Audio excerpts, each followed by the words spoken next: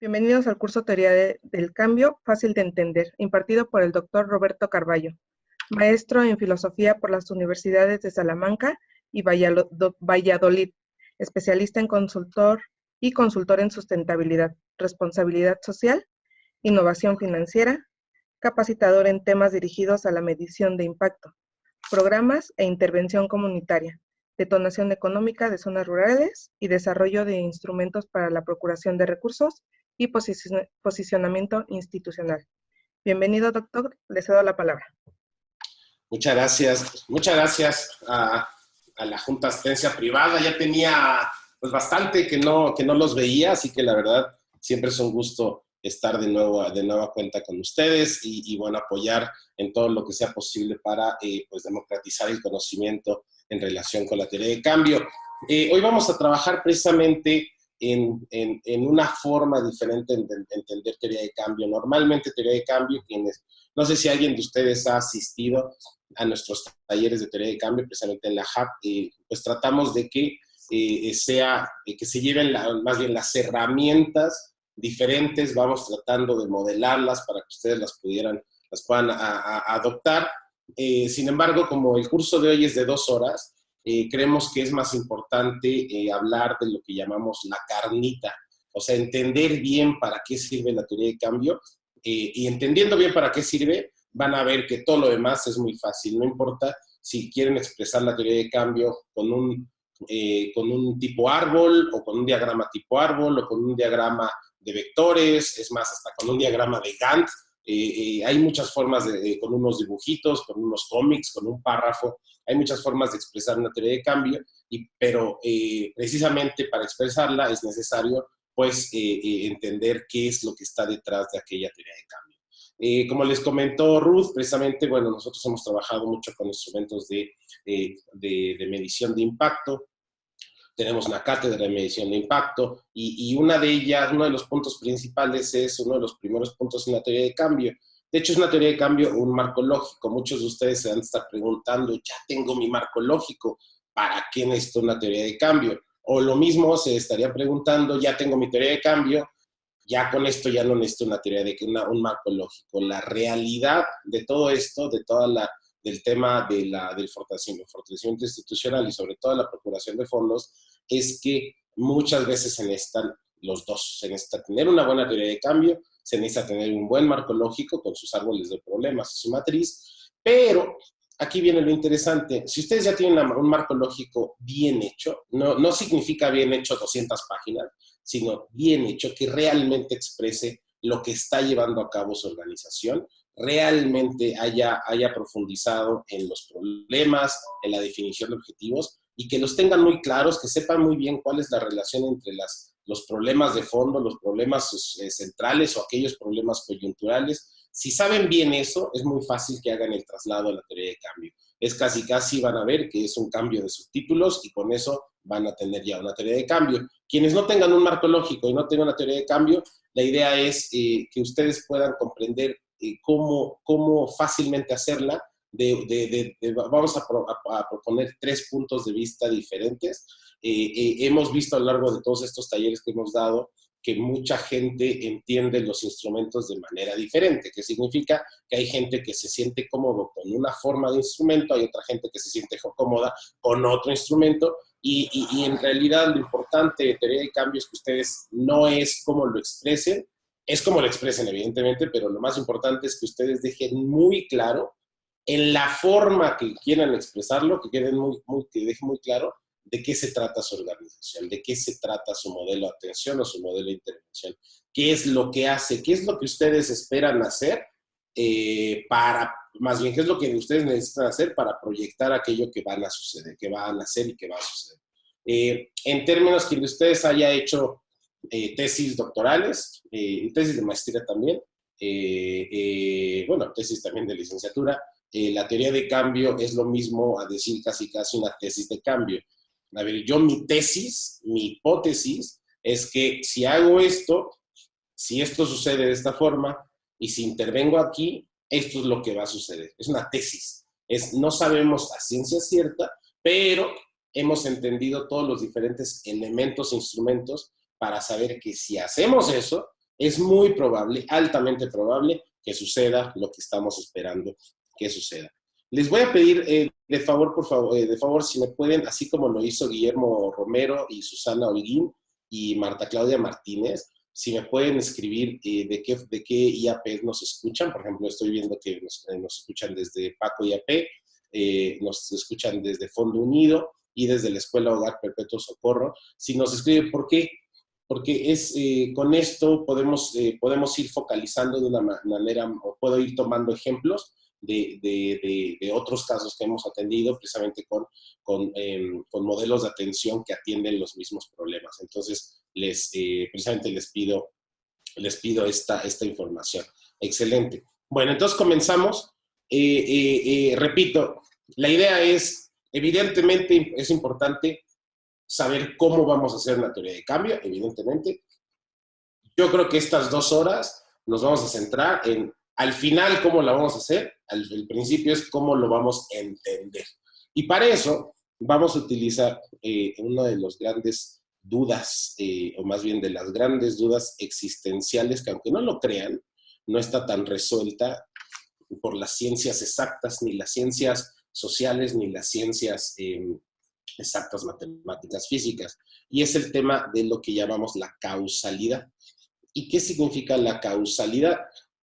Como dice el Chavo del Ocho, ustedes no están para saberlo ni yo para contarlo, pero mi tesis doctoral precisamente es acerca de la causalidad necesaria, es decir, cómo sabemos que todos los cambios, todos los efectos provienen de una causa, cómo sabemos que hay un vínculo causal entre causa-efecto. Pensamos que la ciencia física newtoniana nos dice que a todo efecto proviene de una causa, a toda causa su efecto.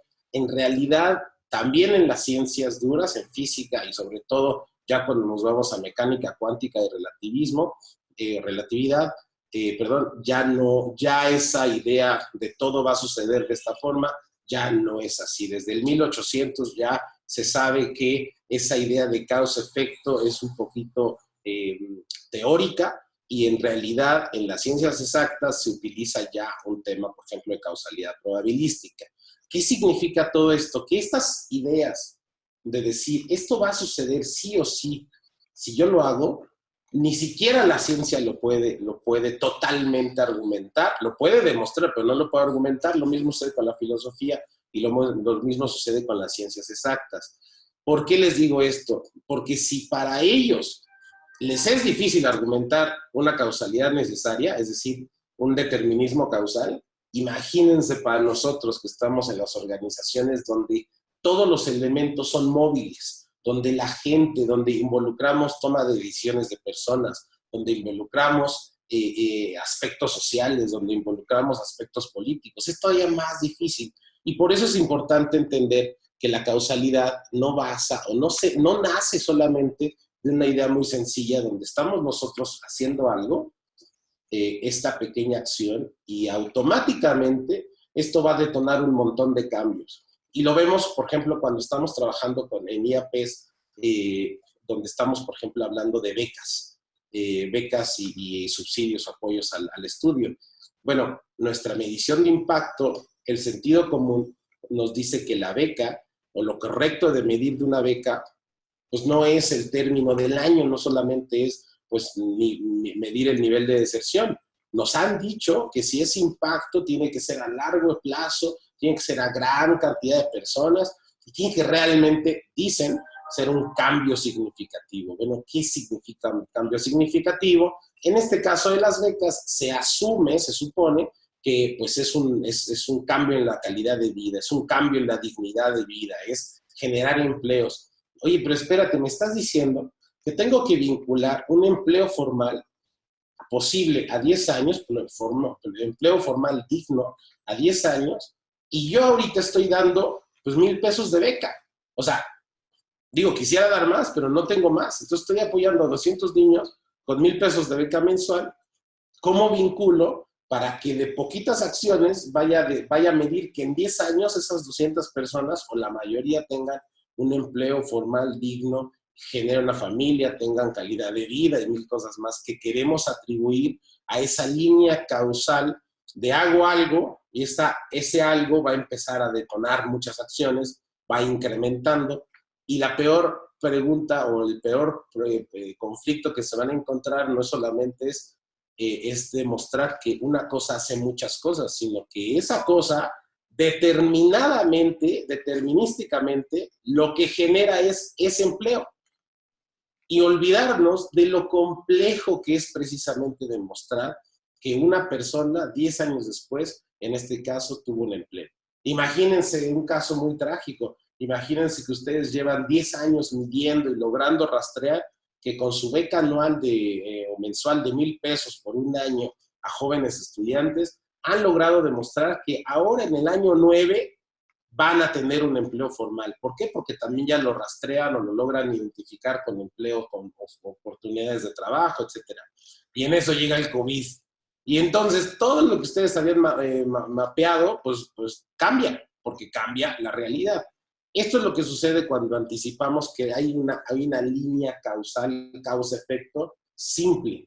¿Cuál es la realidad? La realidad es que no hay nada en la realidad tan simple como la causalidad presumida de causa-efecto. Vamos a tener un ejemplo. Este es un caso que se llama causalidad de tenedor. Lo identificó David Hume, hace ya más de 300 años, y dijo, bueno, quizá la causalidad no sea tan sencilla. Quizá habría que entender que, por ejemplo, la de la izquierda se llama causalidad de tenedor, la de la derecha se llama causalidad inversa, y lo que dice es lo que el sentido común nos dice. Si tengo una causa Y, o sea, algo Y, una intervención Y, la realidad me dice que los efectos se pueden ir o a la izquierda o a la derecha. Es decir, yo doy una beca. Puede ser que esa beca genere empleo o puede ser que no genere empleo. Puede ser que genere un 10% de probabilidad que genere más empleo, pero también puede ser que genere un 10% más de probabilidad de que la gente se sienta cómoda con la beca. O sea, una misma causa puede generar varios efectos, lo sabemos. Buenísimo. Ahora, ¿qué pasa si lo preguntamos del otro lado? ¿Cuántas causas tiene que haber al mismo tiempo para lograr nosotros nuestro efecto? Y lo vemos todos los días. ¿Cuántas causas, es decir, cuántas cosas tienen que suceder para que un joven termine la secundaria? Pues lo que sabemos en términos reales es que son infinidad de causas. Un entorno saludable familiar, apoyos familiares, apoyos financieros, que él tenga una alta motivación, que los profesores estén realmente involucrados, que los jóvenes compañeros no le hagan bullying, que la realidad de que no haya COVID. Entonces hay tantas causas que tienen que coincidir para que yo logre mi efecto, que en realidad pensar que hay una sola causa que puede detonar todo lo que voy a hacer es muy simplista. En realidad lo que tenemos que encontrar es todas las cosas que influyen en lo que nosotros queremos que suceda. Y esto es un ejemplo de teoría de cambio. No, es muy raro que con una sola causa, una sola input, o sea, un insumo, pueda lograr tantas cosas. Necesito muchas cosas a la vez y al mismo tiempo. Les voy a mostrar un ejemplo. Perdónenme, déjenme activar el chat por si hay preguntas.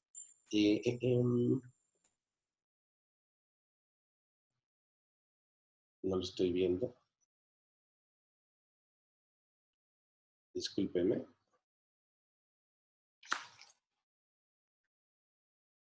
Bueno, si hay una pregunta, es que no veo el chat ahora en mi monitor, pero si hay alguna pregunta. No hay ninguna pregunta. Vale, con mucho gusto me interrumpen, o creo que si me levantan la manita, sí los puedo ver, pero bueno, estoy aquí, cualquier cosa. Listo. A ver, si hago esto. No, quién sabe, me lo manda a otro monitor. Vale.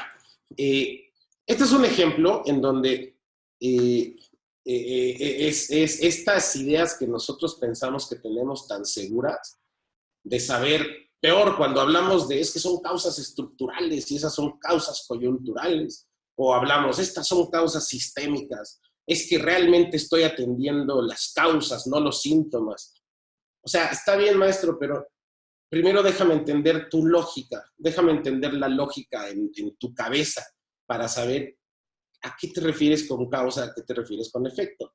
Por el lado izquierdo, tu causa es, tú eres un buen padre, es decir, tu comienzo, tú eres un buen padre. ¿Cómo sabemos si eres un buen padre? Por dos efectos, estamos hablando del lado de la izquierda. Bueno, si eres un buen padre, es probable que como efecto logres haber educado bien a tus hijos. Y también puede ser otro efecto que seas feliz. Una cosa es, yo soy buen padre, o soy feliz, o puedo haber educado bien a mis hijos. Pueden ser coexistentes, pueden suceder al mismo tiempo.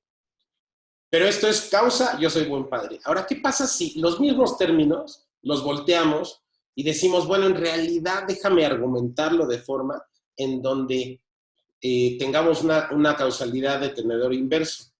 Entonces, lo que estamos diciendo es que para que tú seas un buen padre, tienes que haber educado bien a tus hijos y tienes que ser feliz. Es decir, necesitas los dos elementos: haber educado a buen padre, ser feliz, y con esos dos, ahora sí, eres un buen padre. No es lo mismo que haber dicho, yo soy un buen padre y como soy un buen padre, voy a ser feliz y voy a haber educado a mis hijos.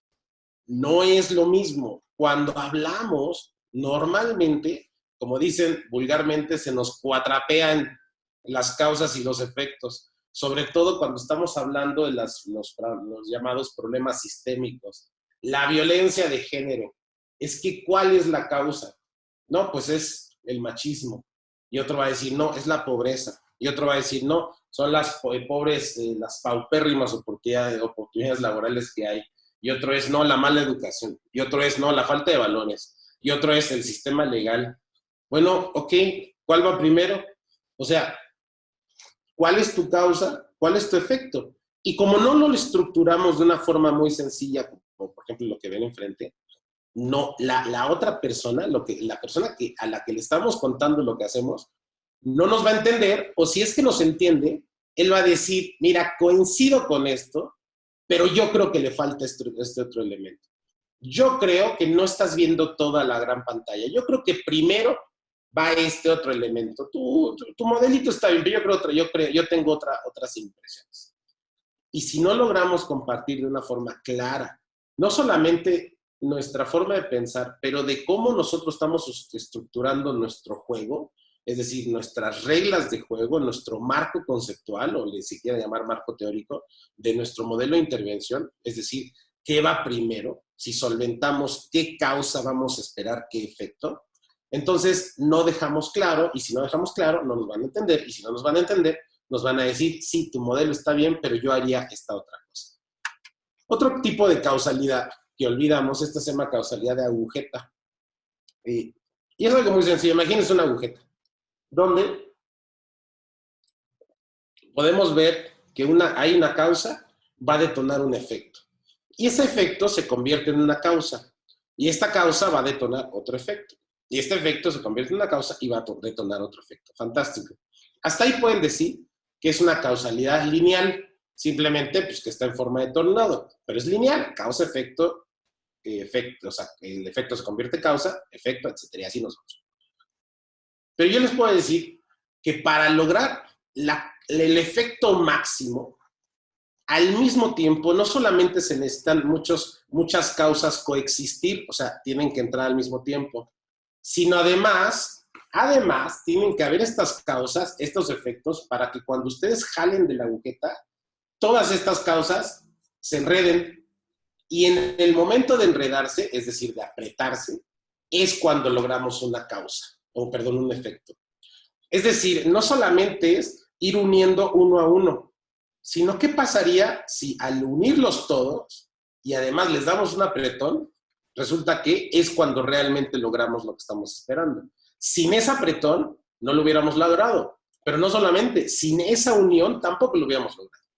Cuando se ponen a pensar en términos de causas y efectos y nos quitamos la idea de la linealidad, de repente nos damos cuenta que pues, en nuestro modelo de atención, pues no sabemos qué causalidad es la que tenemos en cuenta. Ahora, no solamente imagínense de un lado, o de un lado donde tienen causas y tienen efectos y tienen que apretarlo, Pero a esto, este apretón de causas y efectos, súmenle otras agujetas al mismo tiempo y resulta que es muy complejo nuestro modelo de intervención. Vale. Como quiero ir de una forma muy breve y quiero ya ponerlos, digamos, a trabajar, quiero mostrarles esto. Causas estructurales y causas coyunturales. No tienen idea cuántas veces me han dicho, es que esa es una causa sistémica, esa es una causa estructural, no estás atendiendo bien estás atendiendo solo los síntomas. Pues sí, pero pues según los síntomas, según tu forma de pensar. Según mi forma de pensar, te puedo argumentar que son causas estructurales.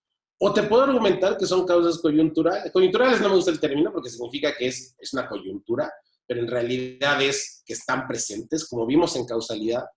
Tienen que estar varias cosas presentes al mismo tiempo para que detonen otra cosa. Y curiosamente, cuando hablamos de causas estructurales y coyunturales, se pierde esa idea de la causalidad donde hay varios elementos al mismo tiempo. Pero vamos a entrar al juego de las causas estructurales y causas coyunturales. ¿Cómo sabemos si lo que estamos atendiendo es una causa coyuntural o causa estructural? Vamos a hacer una cosa muy sencilla. Imagínense que tenemos 3 elementos al mismo tiempo. Tenemos un descontento en Estados Unidos, tenemos una persona que quiere ser presidente, que tiene una fortuna, se llama Trump, y tenemos una alta migración ilegal en Estados Unidos. Son 3 elementos realmente dispersos. Hay un descontento político generalizado, no por una sola razón. Hay una persona que tiene una gran fortuna, que quiere ser presidente, y hay un evento que es una alta migración ilegal en Estados Unidos. Resulta que se juntan y sucede que todos hacen, todos se coinciden que se logra ser un presidente Trump. Y con ese presidente Trump decide hacer un muro. La primera pregunta que nos debemos hacer es, ¿cuál es la causa estructural, si seguimos el juego de la causa estructural, cuál es la causa estructural de que hay un muro? O sea, el efecto es el muro. ¿Cuál es nuestra causa estructural? Si yo les pregunto, la migración, que haya una alta migración, ¿es una causa estructural o coyuntural? ¿Qué me diría? Y la forma de responderlo es algo muy sencillo. Si quitamos uno, podríamos tener el mismo efecto. Y voy a hacer este juego de una forma muy sencilla. No sé si ustedes lo ven. Si ustedes quitan el descontento político, aún así podrían tener a Trump presidente, puede ser. Aún así tendrían una alta migración ilegal. Entonces, es posible que Trump, siendo loco, pueda aún así decir, es que el muro es lo importante. Entonces, ¿podría existir el muro aún sin un descontento político? Podría ser. Ahora vamos a otro caso. Vamos a quitar la migración. Tienes un descontento político. Bueno, antes de quitar la migración, vamos a quitar a Trump. Tienes un descontento político y tienes una alta migración. Puede ser el caso, migración ilegal, quiero ser muy, muy específico. Puede ser el caso que haya un muro, y yo creo que sí. Ahora, vamos a hacer el último. Vamos a poner a Trump y vamos a poner un descontento ilegal, descontento político. Pero no tenemos migración ilegal en exceso. ¿Es posible que haya el muro? Yo creo que no. Ustedes pueden argumentar otra cosa y es válido. Pero en mi cabeza, yo creo que si no hubiera una migración, un exceso de migración ilegal, no habría forma de que Trump justificara poner el muro. Por lo tanto, si quitamos ese concepto, ya no tendríamos, esa causa ya no tendríamos ese efecto. En este caso muy sencillo, una causa estructural, si seguimos este concepto, sería la migración ilegal en exceso. Y alguien me va a decir, claro, es que el muro solamente está atendiendo los síntomas. Está bien. Yo no estoy juzgando si son síntomas o si son causas o si son realmente las causas. Lo que en este jueguito, lo que estoy tratando de identificar es cuál es la causa estructural. Vale, vamos a un caso, otro caso igual. ¿Cuál es la causa estructural de la diabetes? Bueno, si quitamos diabetes a nivel nacional, imagínense que quitamos la predisposición genética. Tenemos 3 de predisposición genética, mala alimentación y un alto consumo de azúcar. y alta disponibilidad de productos con mucha azúcar. Si tenemos estos dos, una mala alimentación y al mismo tiempo hay muchos productos con azúcar, ¿es posible que tengamos diabetes en México? Yo creo que sí. Yo creo que sí. Ahora vamos a hacer otro contrario. Vamos a quitar los muchos productos con azúcar. ¿Tenemos una predisposición genética? Sí, no todos. Hay muchos mexicanos que tienen una predisposición genética. Y le sumas una mala alimentación. ¿Es posible que haya diabetes? Yo creo que sí. Porque mala alimentación involucra comer en exceso azúcar. No solamente porque estén disponibles, no solamente que estén disponibles, sino el consumo. Tú ya lo estás consumiendo. Y no te los tienen que vender en el Oxxo para que tú los compres. Puedes llegar a casa y tu café echarle 5 cucharadas de azúcar. Pueden haber muchas cosas que hagan dentro de tu mala alimentación con tu disposición genética que tengas diabetes. Entonces, en realidad, en este caso, que haya muchos productos de azúcar disponibles no es una predisposición, no es una causa estructural. Pero ¿qué pasa si quitamos la mala alimentación? En este caso, tenemos por un lado una predisposición genética, pero es una predisposición, no significa que a fuerza va a suceder. Y al mismo tiempo tenemos muchos productos con azúcar. No quiere decir que nos los vayamos a comer. En este jueguito podemos encontrar un razonamiento en donde decimos la causa estructural es que haya una mala alimentación. Todas las demás, es decir, una predisposición genética y hay muchos productos con azúcar, son causas coyunturales. ¿Qué tan cierto es que sean coyunturales? Bueno, si ustedes quitan a estos dos, les quitan muchos productos con azúcar, probablemente haya un problema de diabetes a nivel nacional. Pero, ese problema de diabetes es mucho más específico cuando estamos hablando de cuando le sumamos, perdón, es mucho más específico cuando es mala alimentación y predisposición. ¿Qué significa? Que es a toda la gente, va a afectar la diabetes a toda la gente o a mucha gente que tenga una mala alimentación y tenga una predisposición genética. Es real.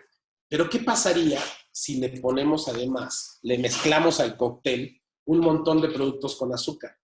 Pues resulta que tu diabetes se comportó, en vez de decir diabetes como problema nacional, voy a ponerlo acá para que se vea, sí, problema de escribir con este. En el primer problema habíamos dicho que era un problema nacional, ¿de acuerdo? O sea, es decir, si hay una predisposición genética y hay una mala alimentación, es un problema nacional. Claro, porque todos los que se alimentan mal pueden tener diabetes. Entonces vamos a poner diabetes como problema nacional a la gente que se alimenta mal. Pero ¿qué pasaría si le sumamos el problema de que además hay muchos productos con azúcar? Entonces nuestro problema se hace todavía más fuerte. Es un problema es el diabetes como problema nacional a gente que se alimenta mal y que tiene a disposición mucha azúcar de forma más barata que las verduras. Y resulta que nuestro problema, nuestro efecto, gracias a que haya muchos productos con azúcar, es todavía más fuerte. Claro, no solamente es, bueno, todos los que se alimentan mal van a tener diabetes, alimentan mal y tienen una predisposición genética, van a tener diabetes, sino a través de lo que llaman causas coyunturales, por eso no me gusta el término, a través de esas causas que dicen que son coyunturales, pero en realidad son potenciadoras o detonadoras, lo que vemos es que, caray, ahora veo por qué es un problema. No solamente es porque va a haber diabetes, sino también un problema es que como hay tanta azúcar, pues es realmente más barato comprar azúcar que verduras. Y entonces, lo que vemos es que esa oposición entre causas estructurales y causas coyunturales es más endeble de lo que parece. no es tan realmente tan profunda para decir, esta es la causa estructural y no hay forma que no sea. En realidad, lo que van a ver es unas causas centrales, si quieren le llaman estructurales, y causas, como vimos en la causalidad, causas que van potenciando y detonando, o que son contemporáneas. Y eso es lo que tenemos que entender cuando hacemos una teoría de cambio. Si ustedes aquí le ponen, simplemente, vamos a ponerlo en 20, y vamos a ponerlo bonito, y ustedes, esta es su causa, y ustedes dicen, a ver, ¿qué voy a atender? Ustedes, con toda su experiencia, pueden atender o modelo de atención, o pueden atender o pueden atender esta. O sea, ¿cómo hacemos? Bueno, pues vamos a hacer estudios clínicos para saber quién tiene esa predisposición y aquellos decirles cuál tiene que ser un buen plan o más bien advertirlos que si comen mucho azúcar y tienen una mala alimentación pueden tener diabetes. Ese es un modelo de atención. Otro modelo de atención o intervención es, bueno, vamos a atender la mala alimentación, vamos a hacer programas, vamos a poner nutriólogos, vamos a hacer más barata el acceso a comida saludable, etc. Es otro modelo de atención o de intervención. Y otro modelo de intervención es, vamos a poner un etiquetado donde diga todos los productos que tienen alta azúcar, vamos a señalarlos. Y es válido. Cuando llegan conmigo y me dicen, sí, pero es que tu modelo de intervención, o la otra vez alguien me dijo, es que el modelo de atención se enfoca en los síntomas, no se enfoca en las causas. Por eso el modelo de intervención va a las causas. Pues sí, pero depende cómo estás estructurando tu lógica. ¿Por qué tendría más importancia atender la mala alimentación que los muchos productos con azúcar? Pues solamente en la cabeza de aquellas personas que piensan que este es más importante, va a ser más importante. Pero es válido que otras organizaciones se enfoquen en esto y se enfoquen en esto.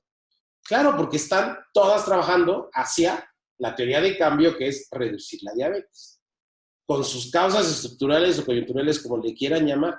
Pero las tres están haciendo, a través de una teoría de cambio, están tratando de llegar a ese impacto. Hay otra forma de entender impacto y teoría de cambio, teoría de cambio, es a través de los problemas. ¿Cómo identificamos problemas? Hicimos esta tablita y seguramente, esta es lo que experiencia que hemos tenido, seguramente hay algún teórico que la ha hecho mucho mejor o que realmente la ha hecho con bases científicas. En nosotros es lo que hemos encontrado cuando generamos o definimos problemas en las organizaciones. Son 3 elementos que al mismo tiempo que se combinan y que generan el problema central al que estamos atendiendo o el problema al que estamos tratando de resolver en nuestro impacto, en nuestra teoría de cambio. Es decir, aquello que queremos llegar. Y lo condensamos en 3 problemas, 3 tipos de problemas que se reducen en problemas posibles, problemas inminentes, problemas probables. Cada uno de ellos se nutre de 2 situaciones. Por ejemplo, en el caso de probable, necesitas elementos que favorecen el problema y condiciones que detonan el problema. Más que el concepto de condiciones y elementos o situaciones, enfóquense en el verbo. ¿Qué son aquellos elementos que detonan el problema sí o sí? Y aquí hablamos un tema de condiciones suficientes y condiciones necesarias, no se preocupen, es un tema de filosofía y lógica, pero ¿qué condiciones tiene que haber sí o sí para que haya un problema? Sí o sí. Es decir, si yo le pregunto a 1000 personas ¿por qué viven en situación de calle? Y las 1000 personas, si quieren soy más flexible, 999, me dicen que, no sé, yo no me meto en esos temas, ustedes lo conocen mucho más, pero que una de las condiciones es que, por ejemplo, tuvieron un entorno familiar roto o un entorno familiar tóxico. Vale, si 1000 personas vivieron esa situación y las otras situaciones son un poquito más volátiles, es decir, 100 personas vivieron esta situación, otras 200 vivieron esta otra, 500 esta otra, pero todos vivieron un entorno roto familiar. Pues ya sabemos qué condiciones detonan el problema, porque sabemos que todos, es un tema estadístico, en todos están siempre presentes estas condiciones. Entonces ya tenemos las condiciones ya tenemos las condiciones que detonan el problema. Ahora, ¿qué situaciones potencian el problema? Resulta que si estás en situación de calle, o verlo de esta forma, que tienes un entorno familiar roto, y además resulta que de esas 1000 personas, 500 o 600, había un tema relacionado con drogas, había drogas en el entorno, o ellos, o los padres, o había una situación de violencia familiar o en el entorno. Resulta que esas situaciones potenciaban que o fuera el problema mayor, es decir, que llegaran a la calle, o que llegaran a la calle unos meses y pudieran regresar a un hogar, una casa hogar, y luego volvieran a salir a la calle. Es decir, ¿qué situaciones? No es un tema solamente de números, es un tema también cualitativo. ¿Qué situaciones son aquellas que, ya que se detona el problema está presente en todos? Bueno, ¿qué lo hace mayor? ¿O qué hace que esta explosión sea todavía más fuerte? Véanlo como una bomba. ¿Qué necesitas para detonar una explosión? Pues un TNT y un detonador. Si no tuvieras el TNT, por más que le hagas así al detonador, como el coyote de las caricaturas, pues nomás no estalla la bomba. Y si tienes el TNT y no tienes un detonador, pues por más que le hagas el TNT, le soples, le brinques, no va a detonar. Entonces, ¿qué necesitas? Detonador y TNT. ¿Qué situaciones potencian el problema? Bueno, pues que la bomba se encuentre al lado de una población. Si es una bomba en el desierto donde no hay nadie, pues no va a pasar nada. La estallas y listo. Pero pues, si está al lado de una ciudad, es un problemón. O imagínense que al TNT le pones todavía más TNT y más TNT y llenas otros 10 toneladas de TNT. Pues el problema va a existir porque ya hay un detonador y el TNT, y ahora es un problemón porque entonces va a haber una situación que lo potencie. Y ahora vamos al tercero. ¿Qué elementos favorecen el problema? No quiere decir que sea un menor número, no quiere decir que, mira, si los 1000 personas son los que detonan, que les preguntamos qué elemento son los que viven, ese es el detonador, 500 personas son las situaciones que lo potencian, o que 500 situaciones hacen que potencien ese problema, y pues entonces favorecen, son 100. No va por ahí solamente. ¿Qué favorece un entorno? ¿Qué elementos favorecen que haya niños en situación de calle?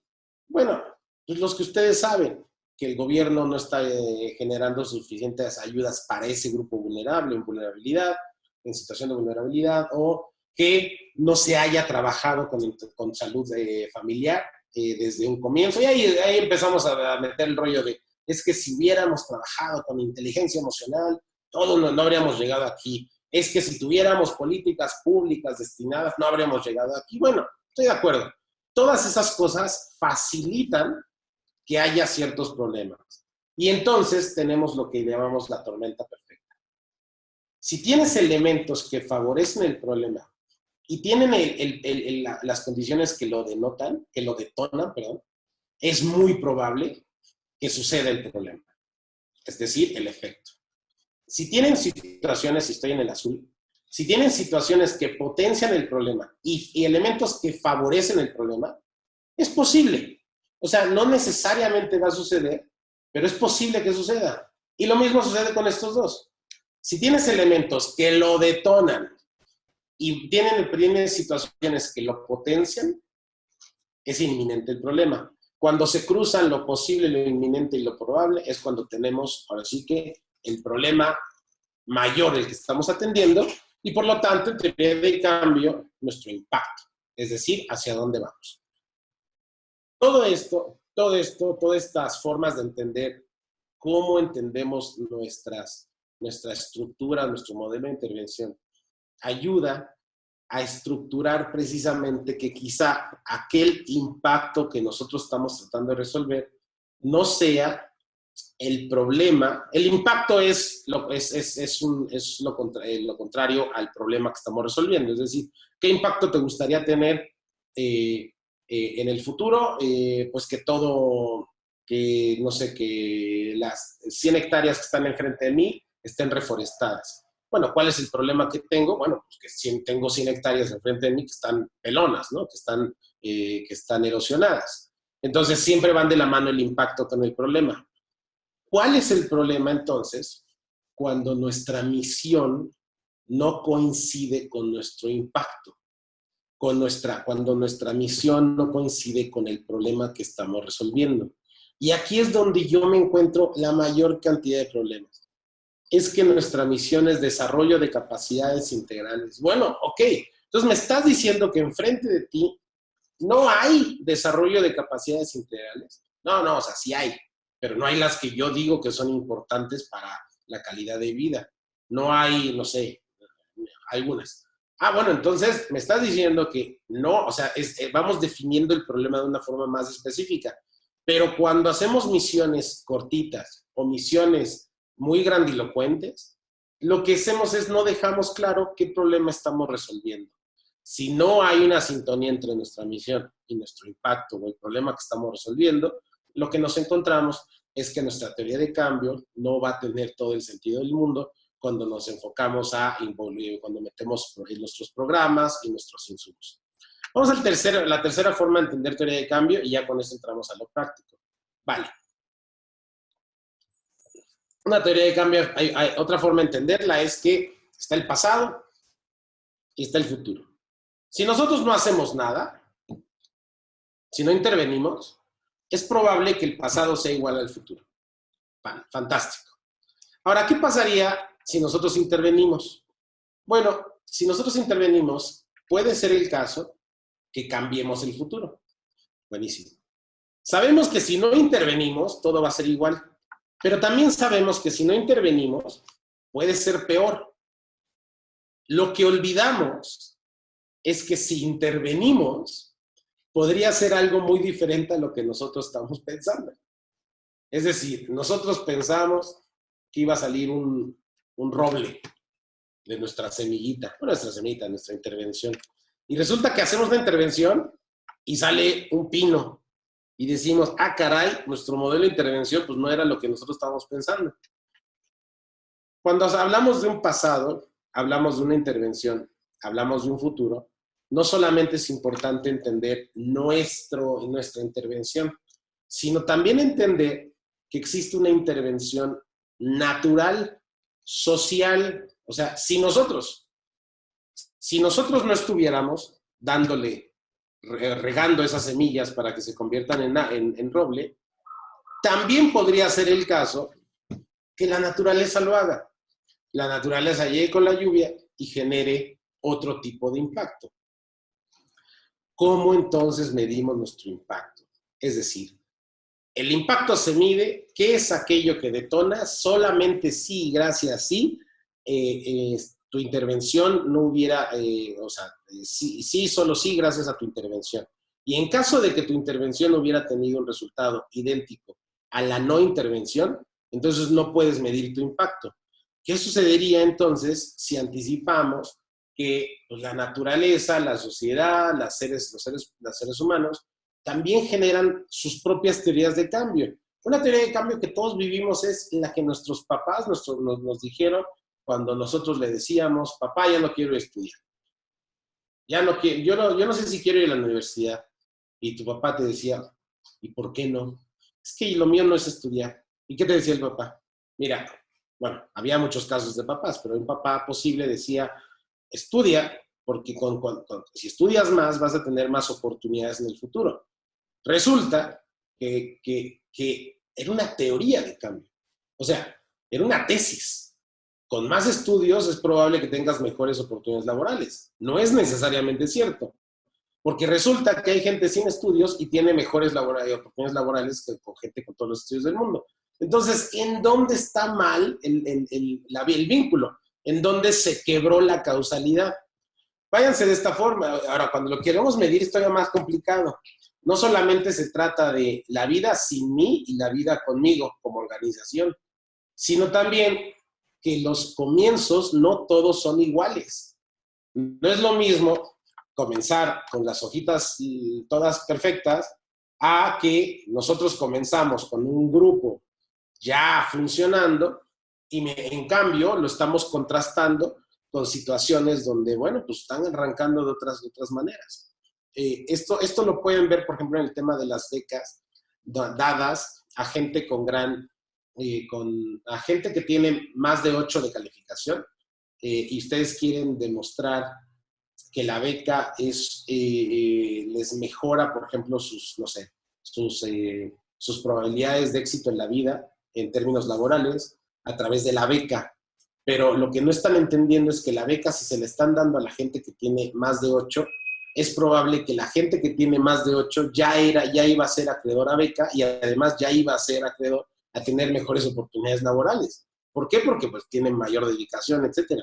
Entonces, no estamos midiendo que pues realmente la beca no está generando mayores oportunidades laborales, sino lo que deberíamos de ver es a las personas en específico que quizá no tienen beca y nunca van a tener beca, a ellos, si se les diera una beca, ¿cómo lo impactaríamos? Claro, pero todo eso requiere un montón de medición, que la medición puede ir del lado derecho, es decir, desde nuestra intervención hasta nuestros efectos, pero también podría ir del lado izquierdo, desde el comienzo, esto en términos de medición de impacto se llama línea base, desde nuestros comienzos hasta nuestra intervención.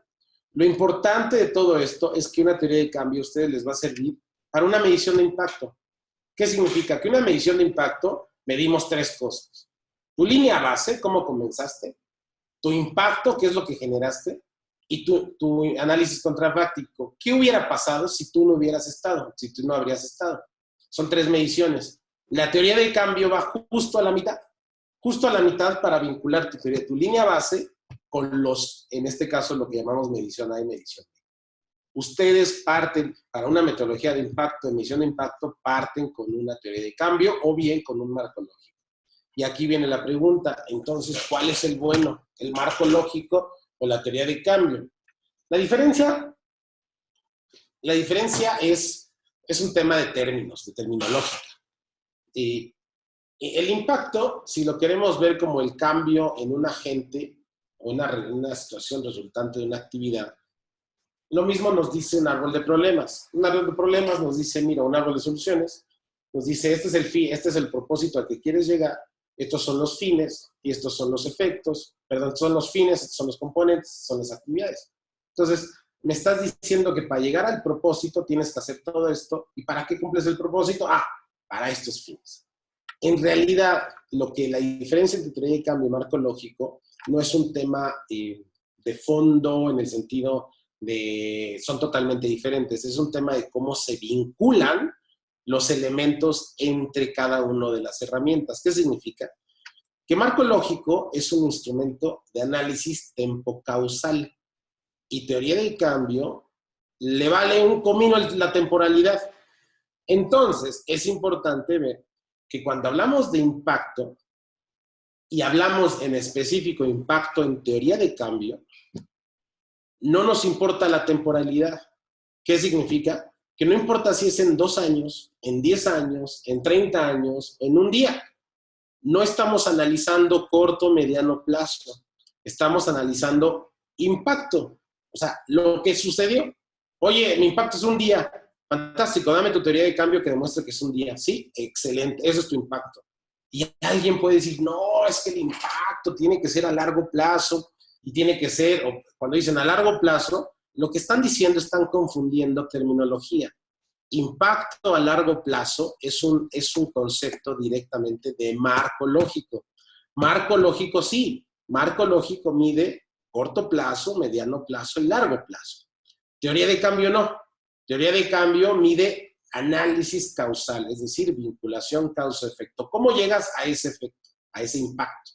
Bueno, pues mira, haces todos esos insumos, esta cadena y llegas allí. ¿Cuánto te vas a tardar? Pues lo que me tarde. O sea, oye, oye, otra cosa. Oye, tu impacto es a miles de millones de personas. ¿Por qué tiene que ser a miles de millones de personas?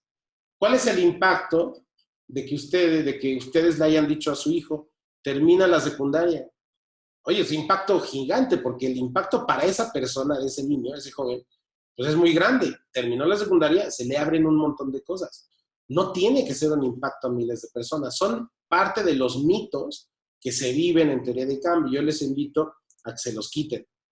Los invito a que si hablan de marco lógico, hablen con la terminología de marco lógico. ¿Qué significa? Propósito, fines, componentes, actividades. Largo plazo, mediano plazo y corto plazo. Si hablan de impacto, hablan de teoría de cambio. Impacto, efecto, resultados, insumos. Ya no hay corto y mediano plazo. Y ahora, aquí es donde vienen las preguntas. Oye, pero a mí me dijo este consultor que el impacto tiene que ser a largo plazo. ¿Y que cuáles son mis fines? Pues estás mezclando con marcos conceptuales. Estás mezclando impacto, que es de teoría de cambio, con marco lógico, que son largos plazos, y además con fines, que es un componente de marco lógico.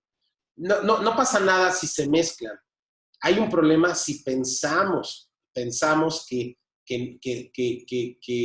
le ponemos candados a cosas donde nos están complicando el entender qué es aquello a donde queremos llegar.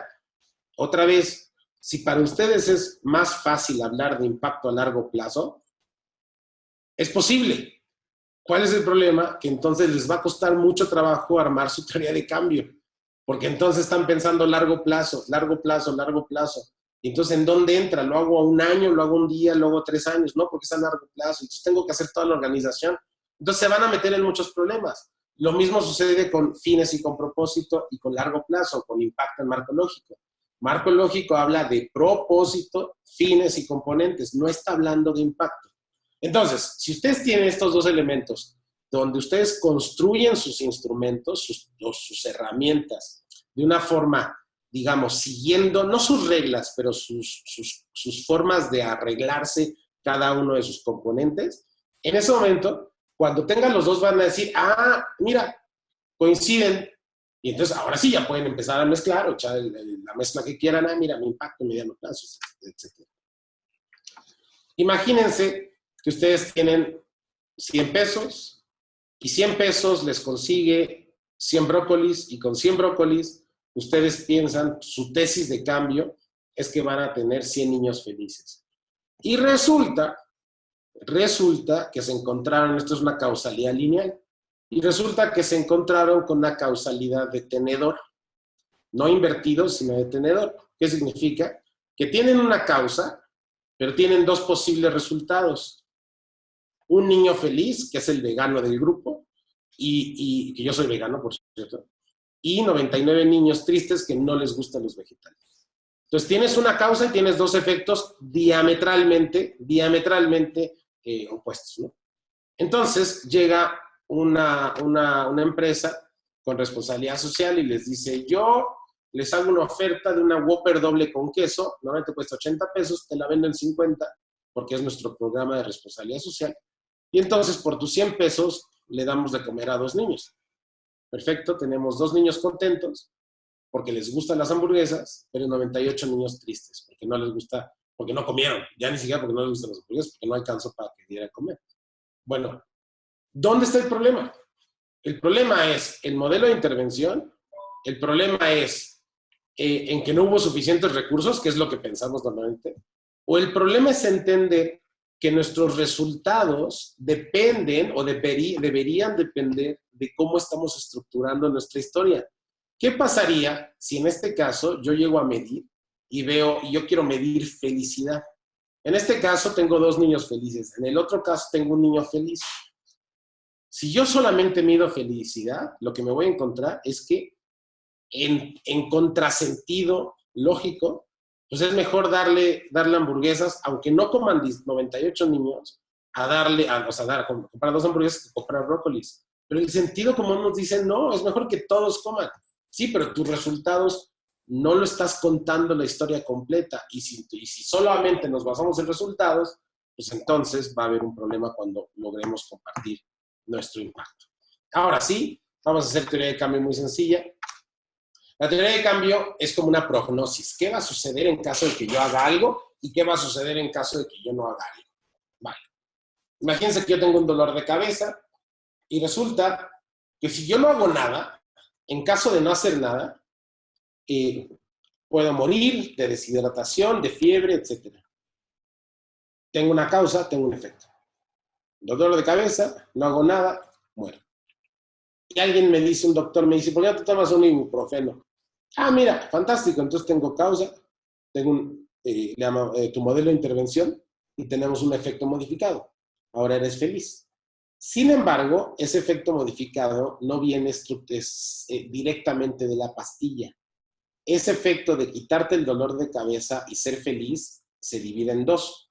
La pastilla te quita el dolor de cabeza y quitarte el dolor de cabeza te quita la infelicidad y por lo tanto eres feliz. Por lo tanto, entonces tenemos tres elementos y el cuarto, el modelo de atención.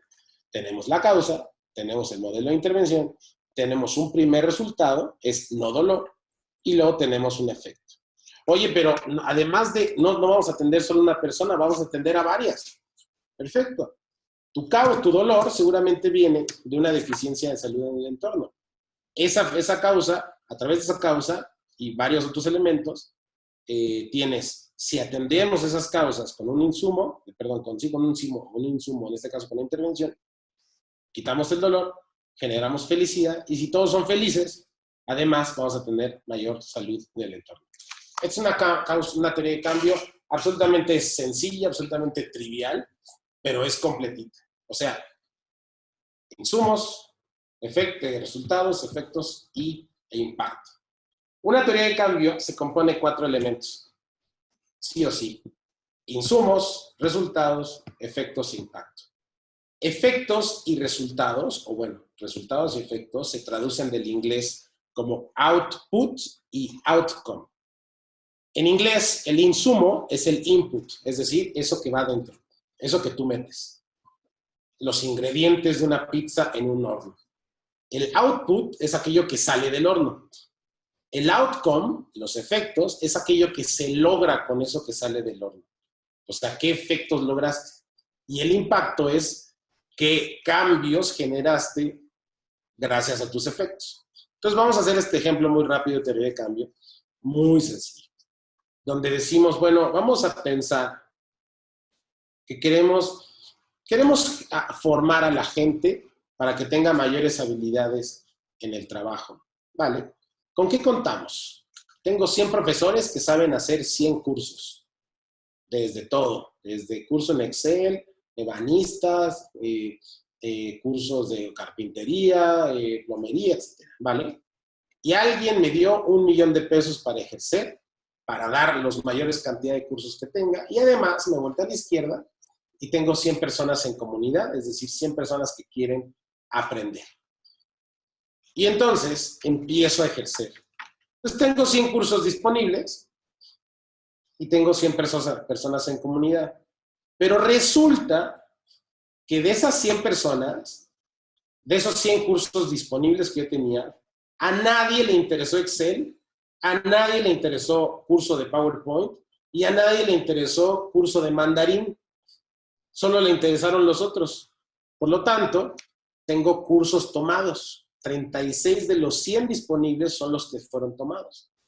Y de las 100 personas que yo pensé que iban a venir, pues solo vinieron 44. Entonces, tengo los primeros resultados.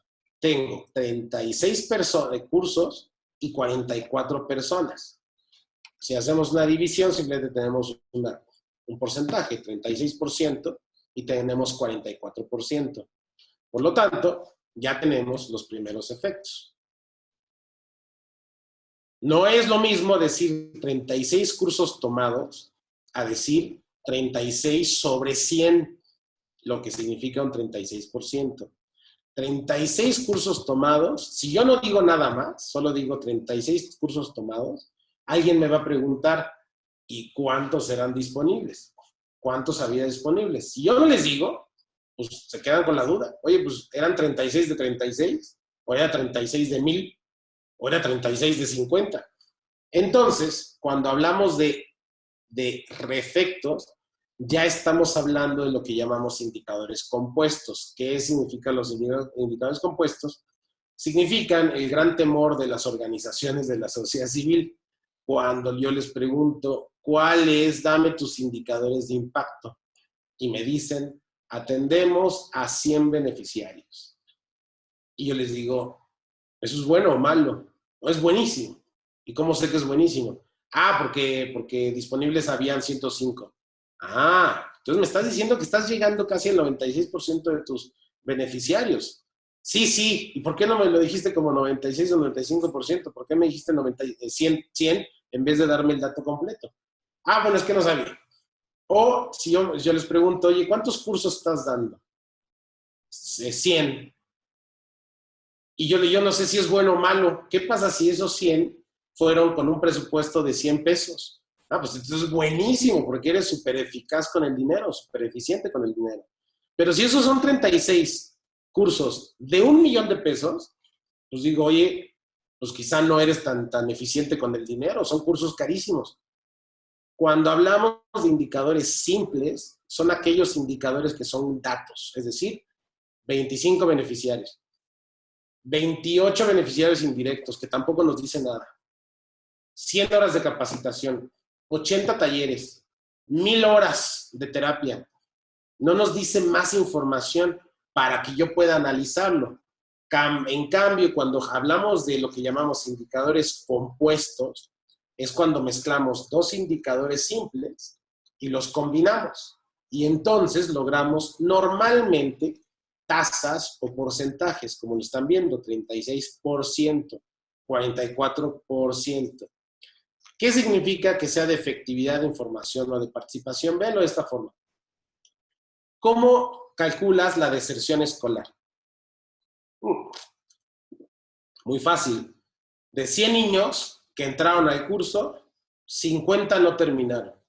Entonces tienes dos datos, 100 niños de entrada y 50 niños que aprobaron o que terminaron el curso.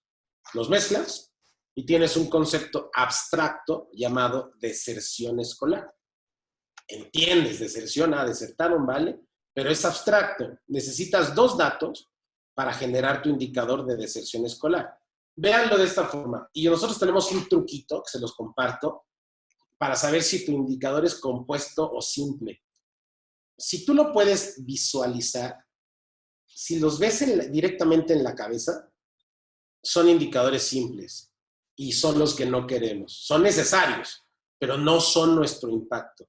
Es decir, 50 beneficiarios, 50 focos en cada casa, 5 luminarias, 100 kilómetros construidos, 10 talleres, 1000 alumnos.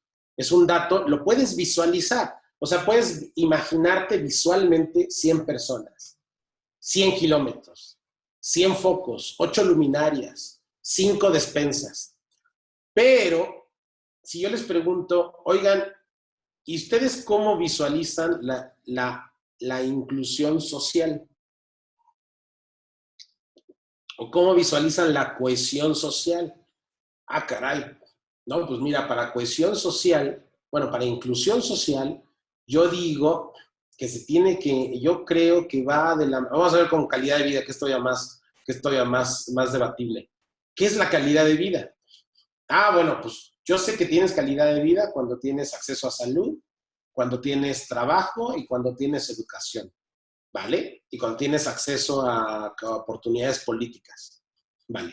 Entonces, para tu concepto abstracto de calidad de vida, necesitaste otro concepto abstracto como es acceso a hospital, acceso a salud. ¿Qué es acceso a salud? Mira, está fácil. Son poder disponer de 80 camas de hospital por cada 1000 personas disponibles, por cada 1000 personas en el entorno. Y entonces en ese momento ya usaste dos herramientas visuales, 80 camas, las imaginaste y pusiste 1000 personas, las volviste a imaginar. Es el primer momento en donde tú mezclas visuales y cuando lo combinas, lo haces abstracto y ya no te lo puedes visualizar. Ahora tienes que utilizar ejemplos para visualizarlo. En ese momento que necesites ejemplos o necesites irlo separando, estás en el camino correcto a un indicador compuesto. Regresamos. 36% de efectividad de información y tienes un 44% de participación, es decir, de los 44, de los 100 solo llegaron 44. ¿Cómo los mezclo? Decisión de ustedes. Decisión de ustedes. Yo los quiero dividir, los quiero multiplicar o los quiero promediar. ¿Y por qué los quiero mezclar? Otra vez regresen al tenedor inverso. De muchas cosas estoy llegando a una sola. Estoy combinando muchas cosas para que vayan a un solo elemento. Entonces tenemos que mezclar las cosas. En este caso yo creo que el indicado es el promedio. ¿Por qué? Porque es el que me va a dar mayor número. Entonces, si es una multiplicación, vas a ver algún dato muy raro. Entonces, si promedio el 36% de efectividad y el 44% de participación, podría decir que tengo un 40% de cambio porcentual. Esto vamos a dar, me parece que un curso de medición de impacto. Los invitamos porque el cambio porcentual es la unidad base para medición de impacto. Es cuánto cambió, simplemente cuánto mejoró, cuánto impactó. En este caso es 40% de cambio porcentual en las competencias laborales en población X gracias al programa Y. ¿Qué tengo de información? ¿Cuál es la población X? Esas 100 personas en comunidad, de las cuales no fueron todas capacitadas, sino solamente 44 capacitadas. Gracias al programa Y. ¿Cuál es el programa? El programa fue de 36 cursos tomados, gracias de los 100 disponibles. Tengo en un indicador de impacto, o en mi impacto de mi teoría de cambio, toda la información condensada de ese tenedor invertido. Esto es una teoría de cambio completita. Tengo mis insumos, ¿qué necesito para arrancar? Tengo mis resultados, los primeros, tengo mis efectos y tengo mi impacto. Ahora, vamos a hacer un ejemplo con alguien de ustedes que se quiera animar para ya tener, de aquí salir con su teoría de impacto, con su teoría de cambio.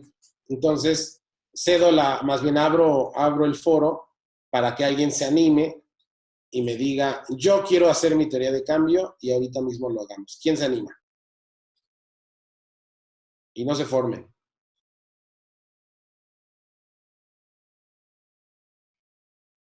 ¿Nadie? ¿Nadie dice? Si no, yo escojo al azar. Ayer di un curso y ya le estaba agarrando la onda a escoger al azar, así que me voy a animar. A ver, tengo... aquí está. Sí, al azar. Susana, te tocó a ti. Qué bueno, me gusta por tu espíritu. Susana, Susana Holguín, te tocó. Buenísimo. Pero mira, velo de esta forma. De aquí sales con teoría de cambio y ya, hiciste la tarea. Listo. Vamos a comenzar con un ejercicio muy sencillo. Es muy sencillo y te voy a ir guiando. Esta es una forma de hacer teorías de cambio. Hay muchas. Esta es una forma, la primera que yo creo que les puede servir. Vale, entonces, vamos a ver. Yo estoy batallando para implementar nuevas tecnologías en mis cursos, a ver si me funciona. ¿Cuáles son los 4 elementos? Si quieres me lo vas escribiendo, o si quieres, Susana, abre tu micrófono, porque son varias preguntas. Y repito, no hay forma que te salga bien a la primera. No hay forma. Te va a salir mal a la primera, entonces la tenemos que ir definiendo. Primero, ¿cuáles son los elementos prioritarios en una teoría de cambio? Como lo vimos, son tus insumos, son tus resultados, son tus efectos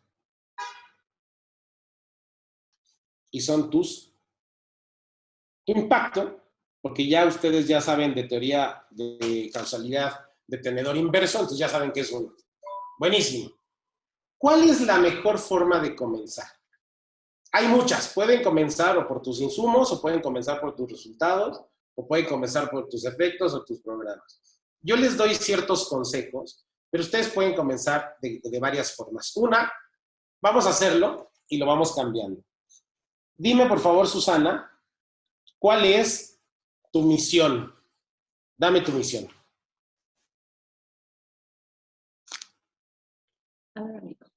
Hola, buenos días a todos.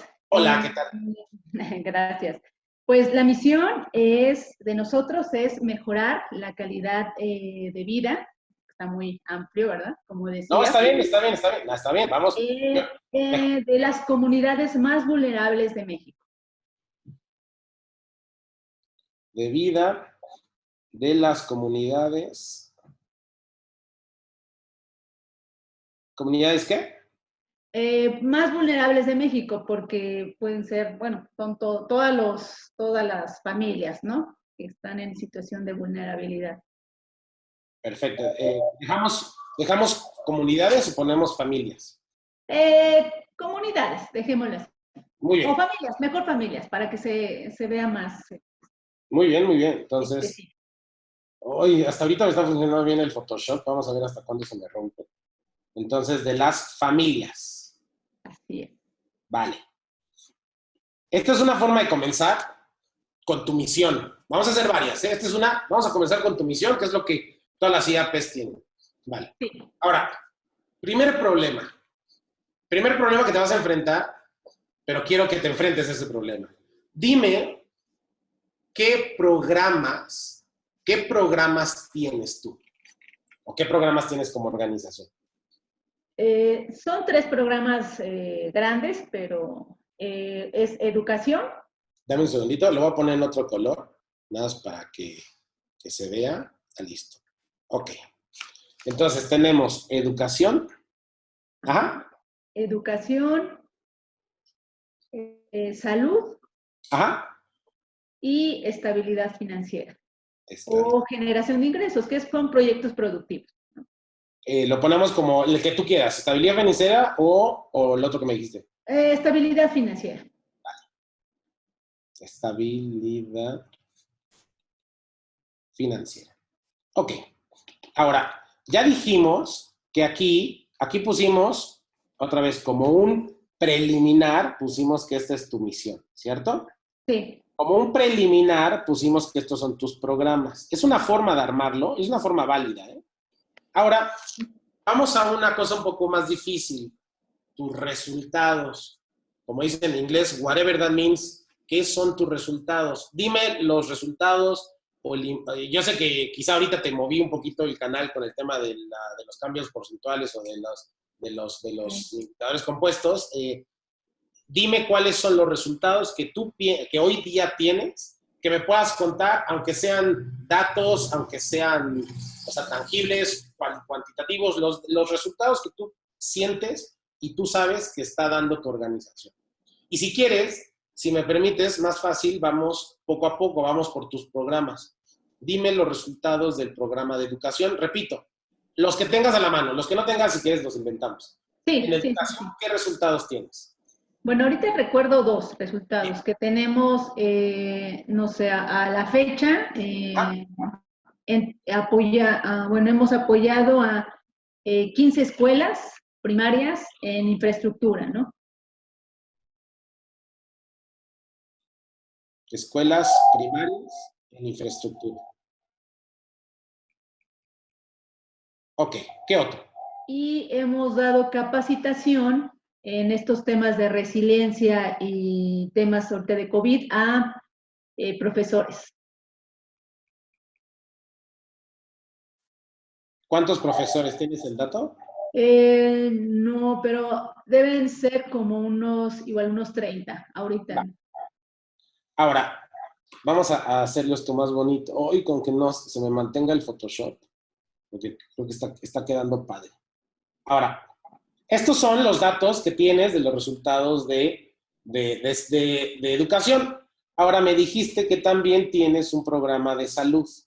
Sí. En salud, ¿cuáles son tus resultados? Bueno, ahí es un poquito más amplio, pero voy a dar nada más 2 ejemplos, porque ahorita en temas de COVID, la Fundación apoyó a lo que es la Fundación IMSS, con entrega de kits médicos y equipo de hospitalario, y más o menos yo creo que estarán atendiéndose más de 50 hospitales.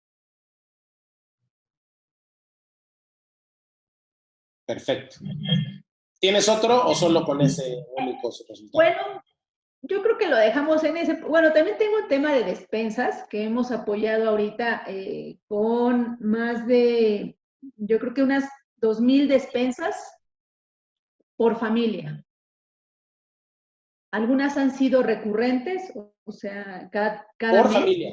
Sí, O sea, por una familia. familia ha recibido de 2,000 ustedes despensas 2,000 a despensas. familias. Sí, perdón, 2,000 despensas a familias. Son 2,000 familias, por decirlo. Ah, perfecto. Ok. Así. Ay, perdón, aquí no quiero que se me confunda. Lo voy a poner abajo. 2,000 despensas a familias. Entonces vamos armándolo poco a poco. Tenemos 1, 2, 3, 4. Ahora dime el otro, el que teníamos con estabilidad Financiera. financiera. Ok. Ahí todavía no hemos llegado porque no hemos cerrado los proyectos, pero se estarían apoyando en estos temas de reactivación económica en Comunidad de Hidalgo a 15 familias. Vamos a quitarlo de reactivación económica. Yo te voy a explicar por qué, pero vamos a poner, ¿qué significa para ti reactivación económica a 15 Bueno, familias? que es la producción que hace la familia para... ¿Ustedes han hecho proyectos productivos o han guiado proyectos productivos de las familias o les han dado los insumos para un proyecto productivo? Les hemos dado los insumos para que hagan ese proyecto productivo. ¿Cuántas familias? 15. A proyectos productivos. 15. ¿Y tienes otro o con este basta? No, yo con ese, yo creo que sí. Ok, los insumos normalmente, dime en términos genéricos, así muy amplio, ahora sí que la lista de qué es lo que necesitas, o qué, este es el problema cuando arrancamos con insumos y pensamos que los insumos es todo aquello que tienes ahorita para arrancar y para hacer todo tu teoría de cambio. Vamos a hacerlo, digamos, a la forma mala para corregirlo. ¿Con qué cuentas hoy día? ¿Cuáles son aquellas cosas que tú metes en la pizza para que salga una pizza? ¿Cuáles son tus ingredientes? En lo que es las escuelas, pues contrato a especialistas, o sea, arquitectos, Ajá. para que ellos hagan un diagnóstico en las escuelas y pues arreglen lo que está mal, ¿no? Ajá. Ya los insumos que ellos nos dicen, pues bueno, a lo mejor es impermeabilizar, pintar, hacer, resanar, ¿no? Ya esos de cada arquitecto nos va diciendo qué es lo que necesita, ¿no? Vale. En el tema, ajá, si ahí falta algo. No, vamos poco a poco. Dime ahora de capacitación para resiliencia, profesores. Aquí tenemos un equipo de expertos que llevan capacitaciones virtuales con manuales que ya están como prehechos para que las profesoras puedan hacer frente a este COVID y cómo llegar a los padres de familia, a los niños. Ok. Ok. Y dijiste padres de familia, o sea, la capacitación es a los padres o a los niños. Es que también va a las maestras para que ellas lo repliquen con los papás y con los niños. Es como una capacitación de, ¿cómo le dicen esto? De entrenando entrenando para que ellos entrenen a su vez, ¿no? Vale.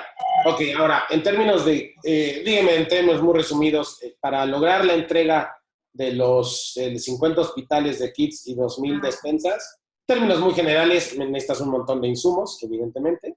Sí. ¿Qué más necesitas? Insumos y tener bueno, sobre todo el equipo de transporte, ¿no? Que llegue a todos estos hospitales y que haya una persona que haga todo ¿cómo le llaman? Pues sí, que lleve todo el stock o de todo lo que se va entregando y cómo se está distribuyendo a distintos hospitales, ¿no? O como un control, ¿no? Un control que lleve esta persona. Ahí está. Listo. Vamos a cerrarlo ahí. Vamos a empezar a ver los problemas en cada una de las cosas. Ok. Primer problema.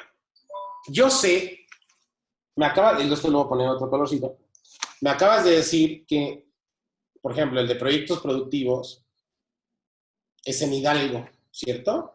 Sí. Entonces, este es en Hidalgo. La capacitación a 30 profesores me imagino que es en varios puntos de la República. No, nada más ese es en Ciudad de México. Ah, vale. Entonces, este es en Sí. Ciudad de México. ¿Y el apoyo a 15 escuelas e infraestructura es en la Ciudad de México o en otro lugar? Ese sí está en Monterrey, Coahuila y Ciudad de México.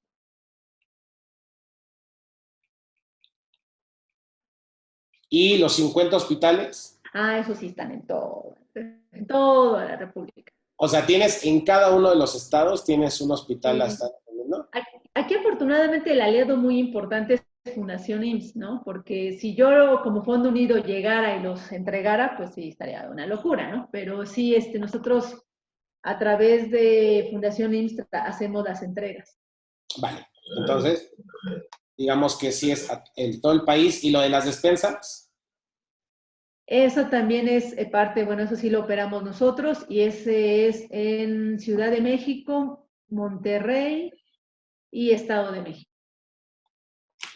Esto es Monterrey, Ciudad de México. Y el otro, el último que me dijiste, Monterrey, Ciudad de México ahí. Y Estado de México. Bien. ¿Por qué tengo la impresión que ustedes están trabajando en la península? Estoy totalmente equivocado, ¿vale? Lo estoy confundiendo. No, sí hemos llegado allá a través de voluntariado, en la Sí, de Península de Yucatán, ¿no? En la zona de sí, Quintana Roo. sí, sí, sí. Sí, llegamos allá. Vale, ok. Entonces, ya definimos. Primer problema. Ok.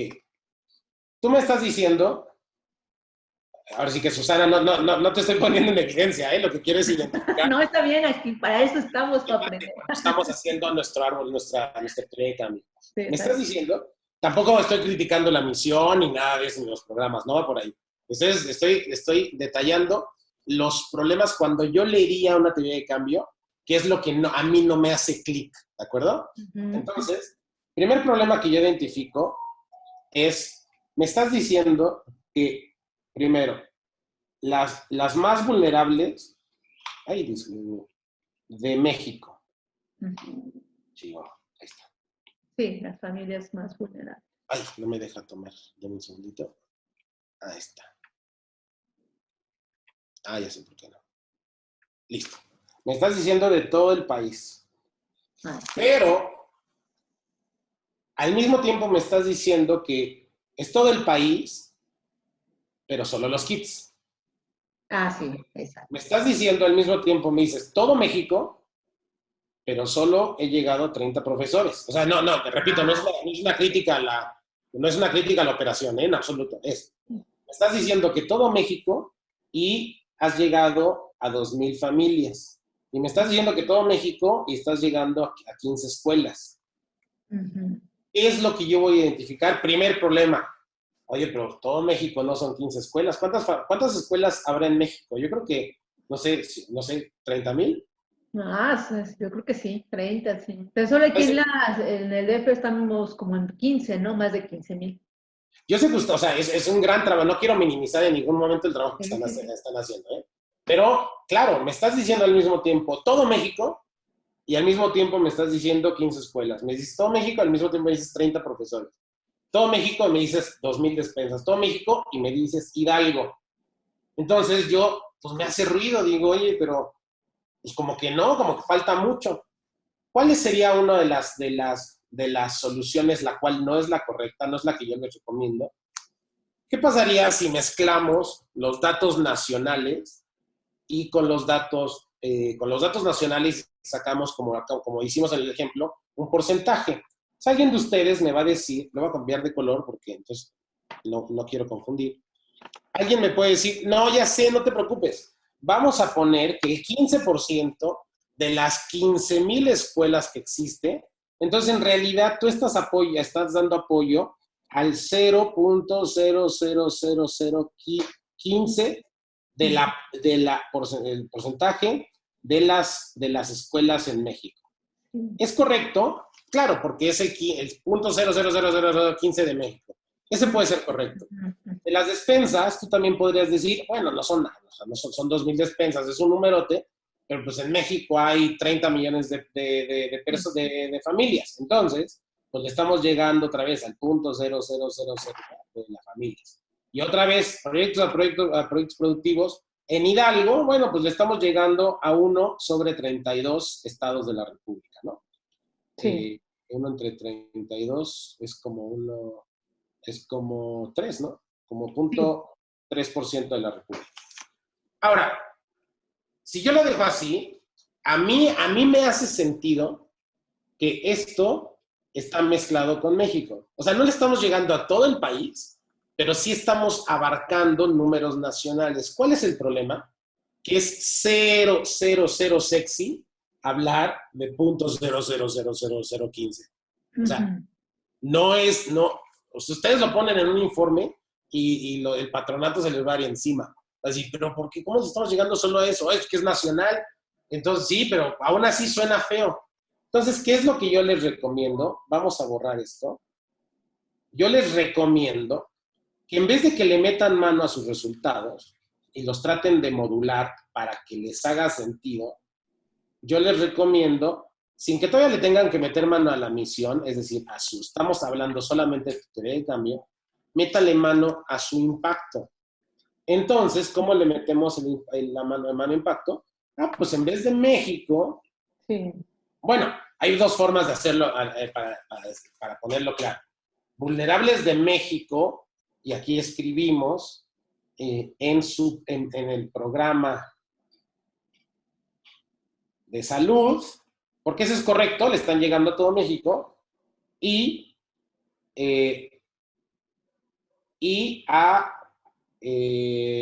es más, podría decir, es más, fíjate, todavía más fácil. ¿Cuántas, no sé, vamos a inventar el dato que le estás llegando, por ejemplo, bueno, no vamos a inventar nada, y a 15 escuelas en Ciudad de México, Monterrey y Coahuila, y 15 proyectos productivos en Hidalgo, y, 2,000 despensas. Oye, pero pues qué flojera, ya suena como un impacto muy grande. Sí. Pero lo que están condensando, o sea, lo que están haciendo es una destilación, están condensando todo lo que me estás diciendo de tus resultados, me lo estás también, es como un balance, me lo estás también diciendo en el impacto. No hay nada de malo que se repita. Yo veo un problema mayor cuando no tengo la información de los 2 lados. Y si no tengo la información de los 2 lados, lo que va a suceder es que yo voy a empezar a llenar información de mi cabeza. Voy a empezar a decir, vulnerables de México, pero pues no me está diciendo de México. Pues entonces está mal el resultado. O me dices vulnerables de México, entonces yo me estoy inventando, pero pues es que para mí México también abarca pues Baja California y pues no lo estás incluyendo, entonces no estás logrando tu impacto. Pero si tú lo estás diciendo de una balanza, mira, de aquí estoy sacando los resultados y te lo estoy poniendo acá, es una forma en la cual tú puedes demostrar, o sea, estás haciendo la balanza, pones algo aquí y pones algo aquí. ¿Cuál es el otro problema en esto? No en esto, sino el problema en tu impacto. Bueno, Susana, ¿alguna duda más o menos? No, está bien, no, muy bien. Sí. Ahora, vamos a borrarlo, nada más para que no se llene tanto. Nada más, o sea, yo te recomiendo que lo mantengas, pero vamos a borrarlo nada más para que no se haga tanto ruido acá. Y entonces, vamos a borrar esto. Entonces, otra forma, otro momento en donde a mí me va a hacer ruido precisamente esta palabra, mejorar la calidad de vida. Y me va a hacer mucho ruido porque me estás diciendo que para ti, o bueno, para Fondo Unido, sí. La calidad de vida depende de la educación, de la salud y de la estabilidad financiera. Y es válido. Yo te podría argumentar, no, es que calidad de vida también involucra acceso a derechos políticos. Y tú me dices, sí, pero pues no estoy interviniendo ahí, o sea, mi intervención es en educación, salud y estabilidad financiera. Y es válido, repito, es válido que tú consideres que calidad de vida, dado que tu intervención es a esos 3 elementos, no estés tomando los demás. Pero si yo no tengo claro a qué te refieres con calidad de vida, esto es hablando de tu impacto, porque para eso existen los cambios. Si no tengo claro en tu impacto, es decir, tu frase que está aquí, si en tu frase de aquí no tengo claro qué me estás diciendo como calidad de vida, va a suceder lo mismo. Voy a decir, bueno, pero entonces en realidad te faltaría, vamos a poner ese es importante, el tema del acceso político, porque casi nadie lo maneja en temas de calidad de vida.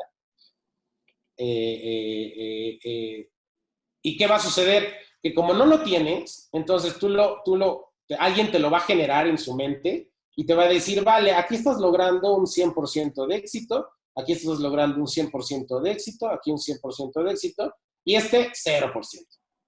Y los ponderamos. Y de repente, de tener un super éxito, vas a tener un 80%. O sea, pasas, sin tú deberlas ni temerlas, vas a pasar de una gestión del 100% de logros, solamente porque a alguien se le ocurrió y alguien conoce de que calidad de vida involucra temas de decisiones políticas, toma de decisiones o participación democrática, va a decir, no, pues es que eso no lo tienes, y como no lo tienes, es 0. Entonces, dentro de tu concepto de calidad de vida, bajaste de un 100 a un 80. Pero claro, si es 1, es un problema, pero ¿qué pasa otro? Por ejemplo, aquí estás poniendo trabajo, pero ¿qué pasa si yo te incluyo cultura? Ok. Y entonces 0%, entonces pasas de 80 a 60%. Y entonces le permites al lector que él vaya llenando dentro de su cabeza, vaya llenando huecos y vaya llenando todo aquello que no le estás diciendo. Sí. ¿Cómo lo solucionamos? Vamos a borrar todo esto.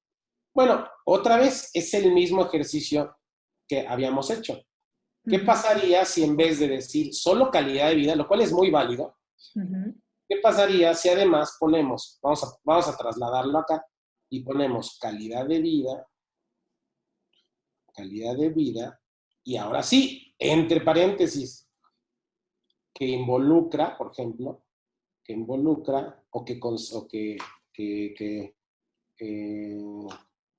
calidad de vida que incluye, es más, que incluye solamente educación, salud y estabilidad financiera. Y cierras. ¿Qué es lo que sucede? Que para las personas que lo lean van a decir, no, es que calidad de vida involucra más. No. Solo estás tomando en cuenta salud, o sea, tú estás poniendo las reglas. Tú estás diciéndole a tu lector qué es lo que le estás dando los pasos a seguir. O sea, ya estás diciendo calidad de vida, pero no toda es calidad de vida referente a salud, educación y estabilidad financiera. Y entonces ya tienes una frase. Claro, lo que vas a generar es una frase muy larga, pero está bien porque en la frase muy larga vas involucrando todo. Ahora, digamos que ya solucionas ese problema. Vale, ya tenemos otra solución y vamos a ponerla aquí en flechita amarilla.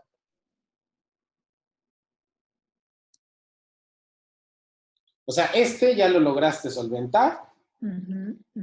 Y este está solventado y este está solventado. ¿Cuál es la siguiente pregunta? ¿Qué es lo que crees que yo te voy a preguntar ahora? Me imagino que por las familias, o sea, el tema de vulnerabilidad. Claro, totalmente. 2, fíjate, le atinaste a 2. La vulnerabilidad, este es uno y este es otro problema. Entonces, por un lado, las familias, vale, fantástico. Y aquí te vas a reír yo sé que dijimos, dame los insumos obvios o los genéricos, pero tú me dices, a ver, de las familias me estás diciendo que la estás mejorando. Me parece bien.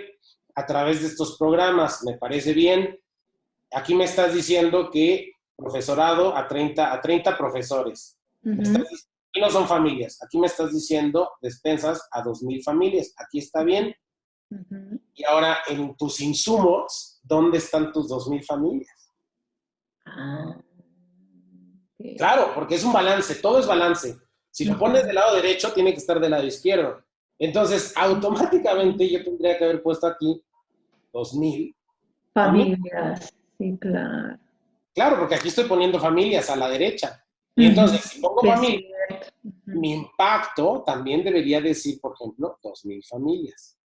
Entonces, este es un ejemplo de por qué les comento que su teoría de cambio puede ser una tablita como la que estamos viendo, o puede ser un cómic, o puede ser una frase muy larga, un párrafo, porque en el párrafo está involucrado toda la información de una forma evidentemente estructurada, toda información que deberíamos estar incluyendo. ¿Qué es otro problema que falta? Educación. Aquí estamos diciendo educación, salud y estabilidad financiera, pero ¿dónde está la información que va acá? Y otra cosa, ¿cómo podemos dar el salto de educación acá? Claro, lo que habíamos hecho es lo trasladamos hasta acá directo, de tus resultados a tu impacto, pero en realidad debería estar aquí, debería estar aquí y debería estar aquí. Les doy un tip.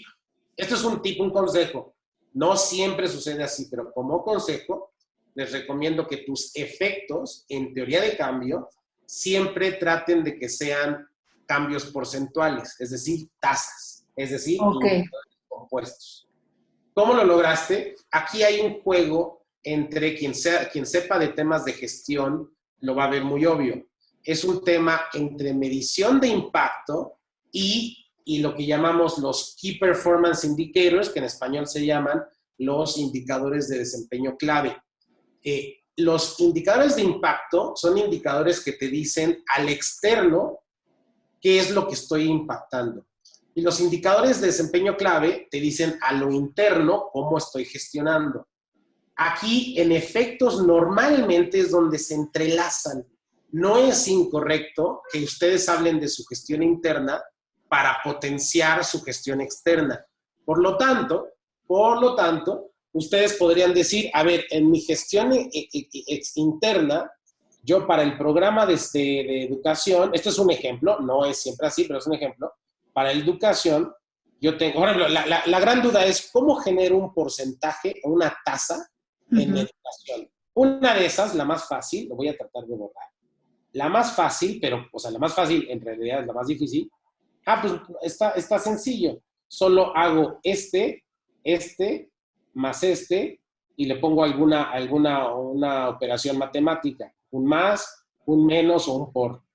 Pero ¿cómo mezclas apoyo a escuelas y capacitación a profesores? ¿Cómo sumas peras con manzanas? ¿Qué haríamos? Lo que tenemos que hacer es tratar de todo llevarlo a una unidad que sí podamos trabajar con ella. Por eso los cambios porcentuales son tan útiles. ¿Por qué? Porque si tú dices, ahora sí es donde entramos con gestión interna. Ay, discúlpenme. Si tú dices, de las 15 escuelas, estamos apoyando a 15 escuelas de las 20 disponibles o de las 20 cercanas, o vamos a poner un número más cerradito para no hacerla. Aquí está, de las 18 disponibles, automáticamente aquí ya no tendrías 15 sobre 18, lo cual te da más o menos un 80%.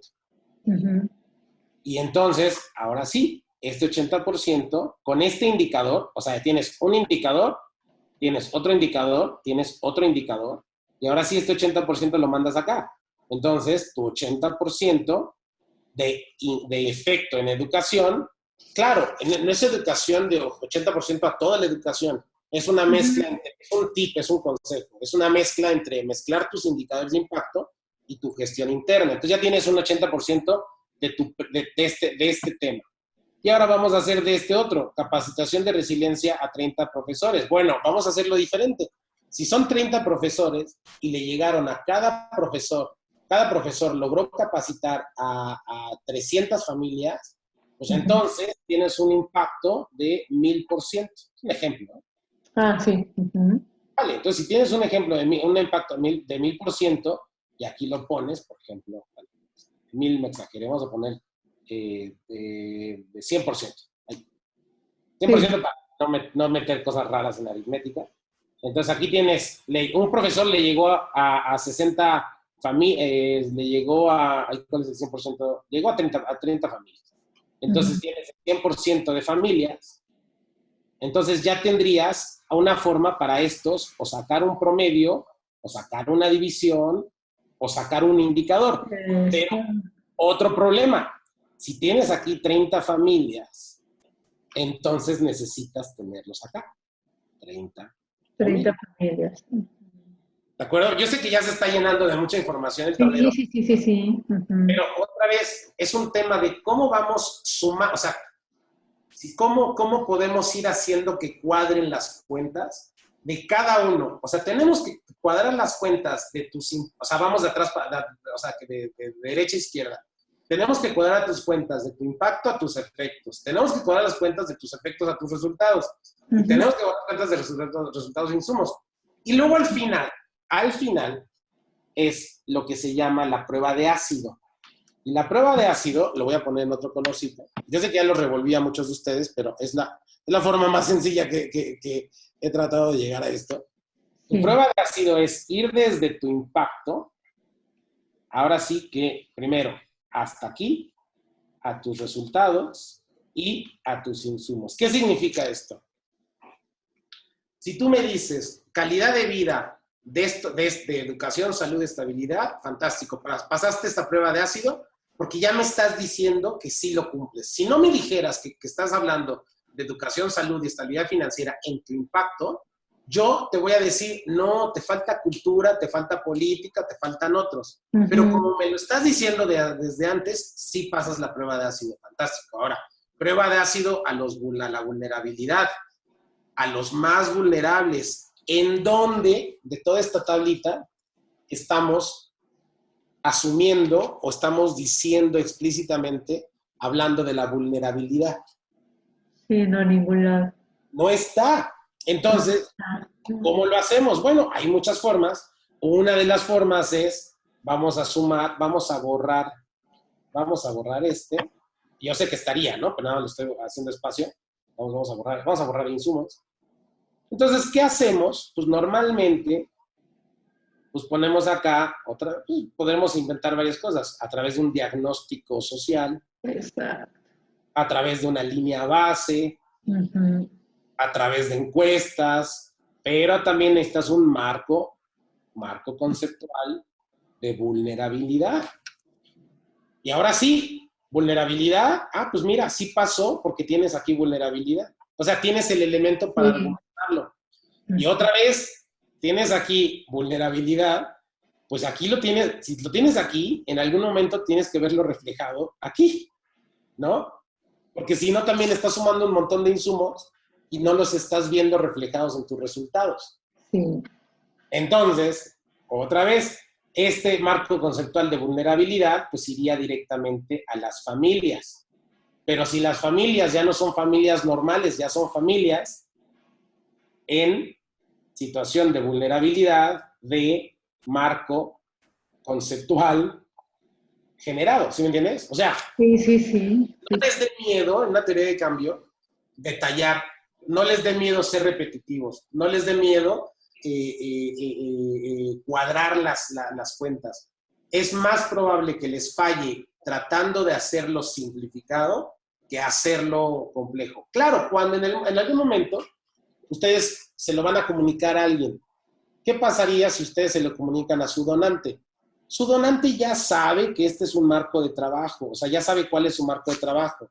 Su donante, vamos a ponerlo amarillo, su donante ya sabe que, por ejemplo, hicieron un diagnóstico. También ya sabe que por ejemplo, tuvieron personal, es obvio. Si su donante ya sabe, no se preocupen, pueden ir eliminando detalles. Pueden quitar esto, pueden quitar esto, pueden quitar esto, pueden quitar esto. Todo depende qué tanto sabe quien escuche esto. Sí. Si el donante sabe todos los detalles, entonces lo hacen súper simplificado. Si no sabe nada de esos detalles, es el público general y no entiende, la tarea de ustedes es que tienen por obligación que hacerlo todo. Ahora, ¿cuántas teorías de cambio tienen que hacer ustedes? La triste noticia es que o sea, No, no es una. No, No, son varias. ¿No? cada persona va a entender su teoría de cambio de una forma diferente. ¿Cuántas teorías de cambio, además de auditorios, necesitan? Pueden hacer varias. Por ejemplo, pueden hacer una teoría de cambio específica para su programa de educación. Otra específica para su programa de salud. ¿Cómo lo hacen? Vamos a hacer una cosa muy rápida. Justo eso es lo que iba a decir, que tendríamos que tener teoría del cambio para cada uno de mis programas. ¿Cómo lo haces? Muy sencillo. Ya sabemos que la teoría de cambio aquí te dice que tienes que tener aquí tu impacto. Vamos simplemente a trasladarlo. O sea, la teoría te dice que estos son tus efectos, y esto es tu impacto, y estos son tus resultados, y esto es tus insumos. Es lo que te dice la teoría de cambio. Pero acuérdense que la teoría de cambio es una formulita que nada más lo que te ayuda es a estructurar tu pensamiento. Entonces, vamos a utilizar teoría de cambio para estructurarlo de una forma en que nos ayude para mapear todos nuestros programas. Pues muy fácil, hacemos la misma lógica y ponemos aquí programa salud. Y ahora sí, nos vamos otra vez para atrás. ¿Ya viste? O sea, lo único que hicimos es adelantamos tu efecto y lo mandamos una casilla, a la casilla 4. Y entonces lo que tenemos que estructurar todo, cómo se arma eso. En lo que estamos generando, y ya con esto voy a terminar con el Photoshop, lo que estamos generando es que, no, me voy a regresar a la presentación.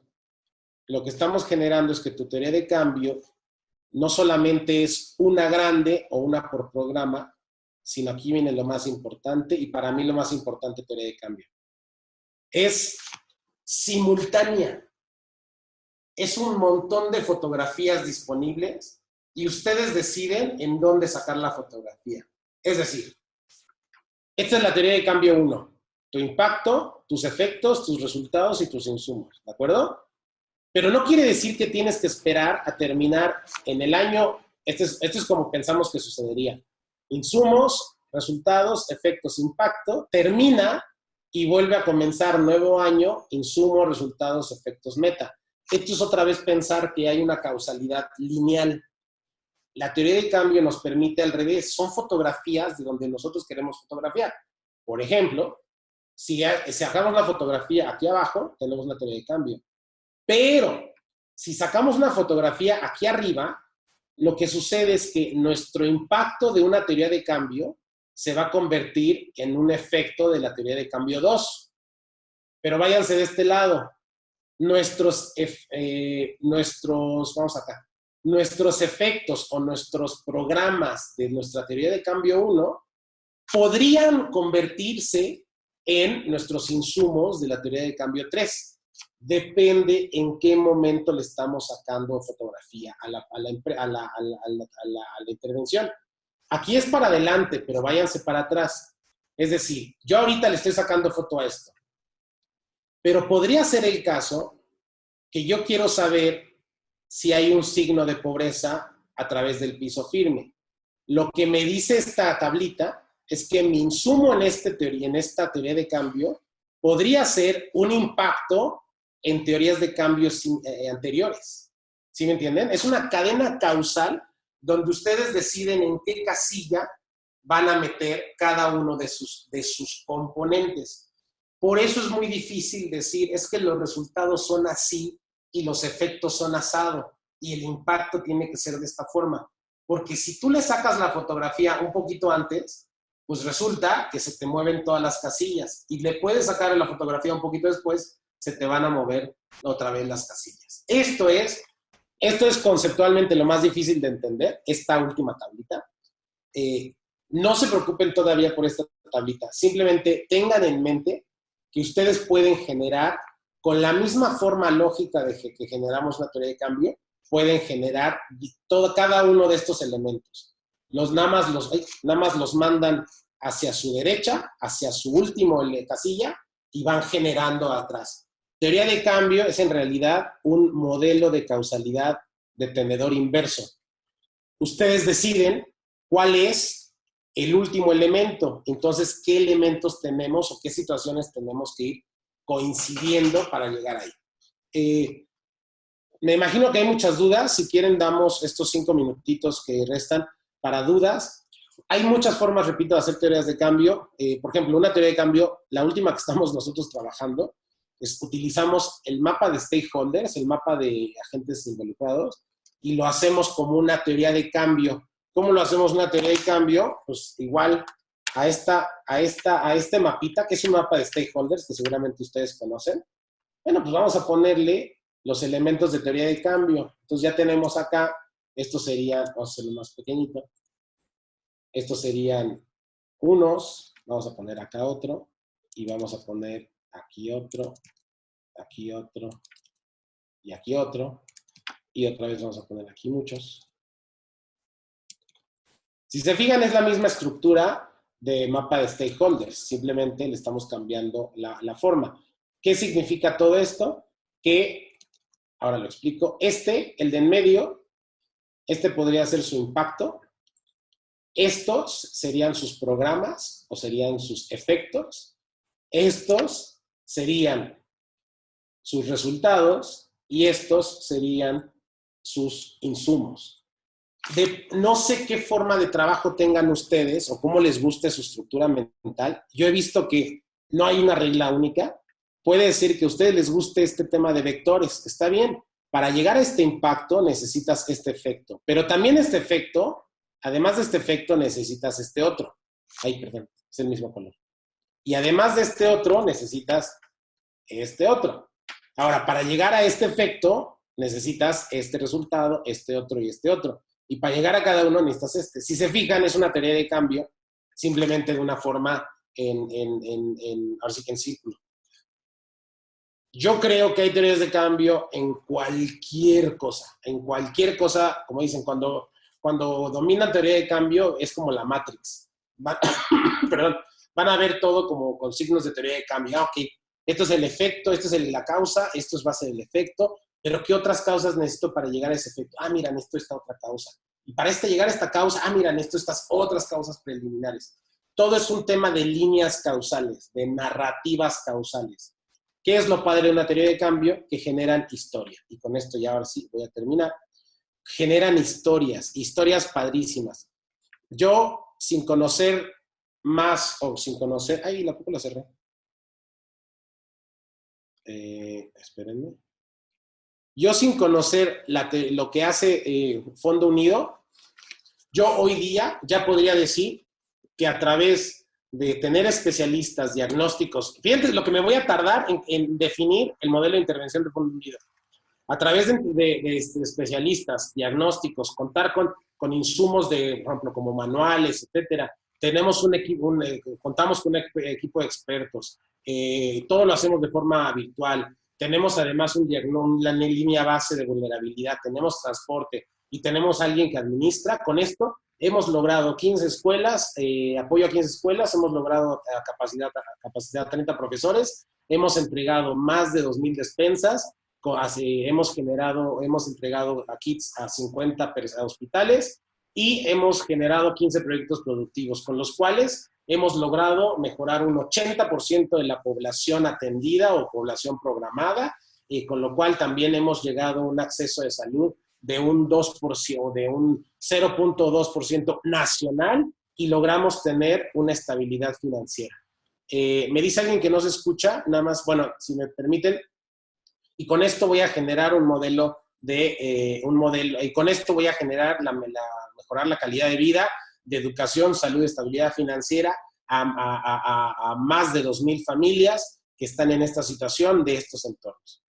La historia completita de la organización está en una teoría de cambio. Si no tenemos estos datos, lo que sucede es que nos gusta contar de nuestra organización, nos gusta hablar de nuestra organización, entonces nos vamos yendo poco a poco por las ramas y una cosa nos llama la atención y nos vamos por ahí. Si lo tenemos como estructura, nos facilita contar esa historia. Respondo. Roberto, me dice Guillermo, el modelo de intervención y el modelo de atención es lo mismo. Hay una división. Yo he escuchado, en términos de fortalecimiento de organizaciones, que dicen que el modelo de intervención atiende a las causas y el modelo de atención atiende a los efectos. Es decir, atención lo vinculan con síntomas, es decir, con los efectos, y la intervención la vinculan con las causas estructurales. Pero como lo vimos desde un principio, causas estructurales y causas coyunturales, ustedes deciden realmente cómo las argumentan. Entonces yo no me preocuparía tanto por la división entre modelo de intervención y modelo de atención. Hay personas que sí son muy detallistas y lo respeto mucho. Yo me iría a la carnita de la intervención, como no importa si es de causa o de efecto, lo que estás realmente llevando a cabo. Pues, Ruth, no sé si hay otras preguntas, con mucho gusto, yo tengo tiempo, pero no sé si se acabe lo del, o sea, si se cierre la sala virtual, pero ahora sí que adelante, si hay alguna pregunta, con mucho gusto se la respondo. Teoría de cambio parece más complicado de lo que es simplemente una historia de forma estructurada, donde yo pueda tener todos los elementos que necesito para no llenar huequitos que quizá están haciendo, que quizá no pertenecen al modelo de intervención o de atención de la organización. Bueno. De acuerdo, hasta el momento no hay ninguna pregunta. Si alguien quiere preguntar algo, ya sea que abra su micrófono o le escriba en el chat, por favor.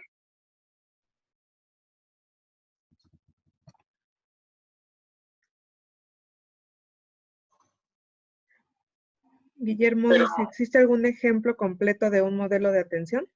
Sí, híjoles, tenía uno. Es que un modelo bueno, tengo este que es en realidad una teoría de cambio. Este es de UNICEF. Esta es la teoría de cambio de UNICEF, que en realidad es un modelo de atención. Lo que pasa es que el modelo de atención y modelo de intervención en realidad ya también abarca operativo. Es decir, en una teoría de cambio basta con decir los programas o las intenciones de los programas. Ya el modelo de intervención ya requiere decir, bueno, el programa 1, que es apoyo a la comunidad, se compone de 3 talleres al año que llegan, bueno, que en realidad es la teoría de cambio, que llegan a 1000 personas, se hacen en las fechas tantas y tal. O sea, el modelo de intervención o de atención es la teoría de cambio explicada con lujo, con calendarización. El modelo de atención es la teoría de cambio con planeación estratégica. Ahí está. Yo creo que esa es la mejor respuesta. Otro modelo esta es una teoría de cambio. Esta es otra teoría de cambio muy simplificada. Esta es una teoría de cambio muy sencilla. Hay violencia y fragilidad, con lo cual van a restaurar la confianza y van a transformar las instituciones, lo cual va a restaurar la confianza, va a transformar las instituciones, por lo cual va a restaurar la confianza y transformar las instituciones. O sea, no tiene que ser algo muy complejo. ¿Cuál es el problema? Que esto es como lo llevan en la práctica. Y es horrible, porque entonces hacen un montón de rayitas por todos lados y no te explican cuáles son las diferencias, por qué este es azul, por qué este es amarillo, por qué este está lleno y este no está lleno. Y este es de Inglaterra, del Departamento de Desarrollo Internacional. Aquí se inventan otro, aquí están impactos y ellos inventan superimpactos. Y luego te tratan de explicar que son retroactivos porque te pone una flechita y esta flechita va para atrás. Bueno, no, o sea, tienes que ponerte del lado del auditorio para que el auditorio entienda más o menos, ¿no? Por ejemplo, ¿por qué estos dos están conectados? O sea, evidentemente pueden estar conectados, pero ¿por qué no van allá? O sea, esto es la situación real de la teoría de cambios, que les gusta poner toda la información de golpe, pero no irla estructurando poco a poco, y lo que hacen teoría escopeta, sacan toda la información y luego lo caro es flechitas. Es muy complejo hacerlo así, es más fácil hacerlo de forma estructurada. Perfecto, pues creo que ya serían todas no sé si hay más preguntas, Ruth. Ya no hay ninguna pregunta. Es un verdadero gusto haber estado otra vez con ustedes. Siempre es un gusto estar ahí en la Hub. Pues muchas gracias a todos. Muchas gracias. Roberto, ¿me permites el control para poderte hacer entrega simbólica de tu agradecimiento? Listo. Listo, Roberto, te hacemos entrega de de un agradecimiento por impartir la plática Teoría del Cambio Fácil de Entender. Agradecemos como siempre todo tu apoyo y como bien dices, nos seguiremos viendo en las siguientes actividades. Muchas A todos gracias. también muchas gracias por su participación y tiempo. Muchas gracias a todos. Tengan muy bonita tarde. Gracias igualmente. Buena tarde a todos.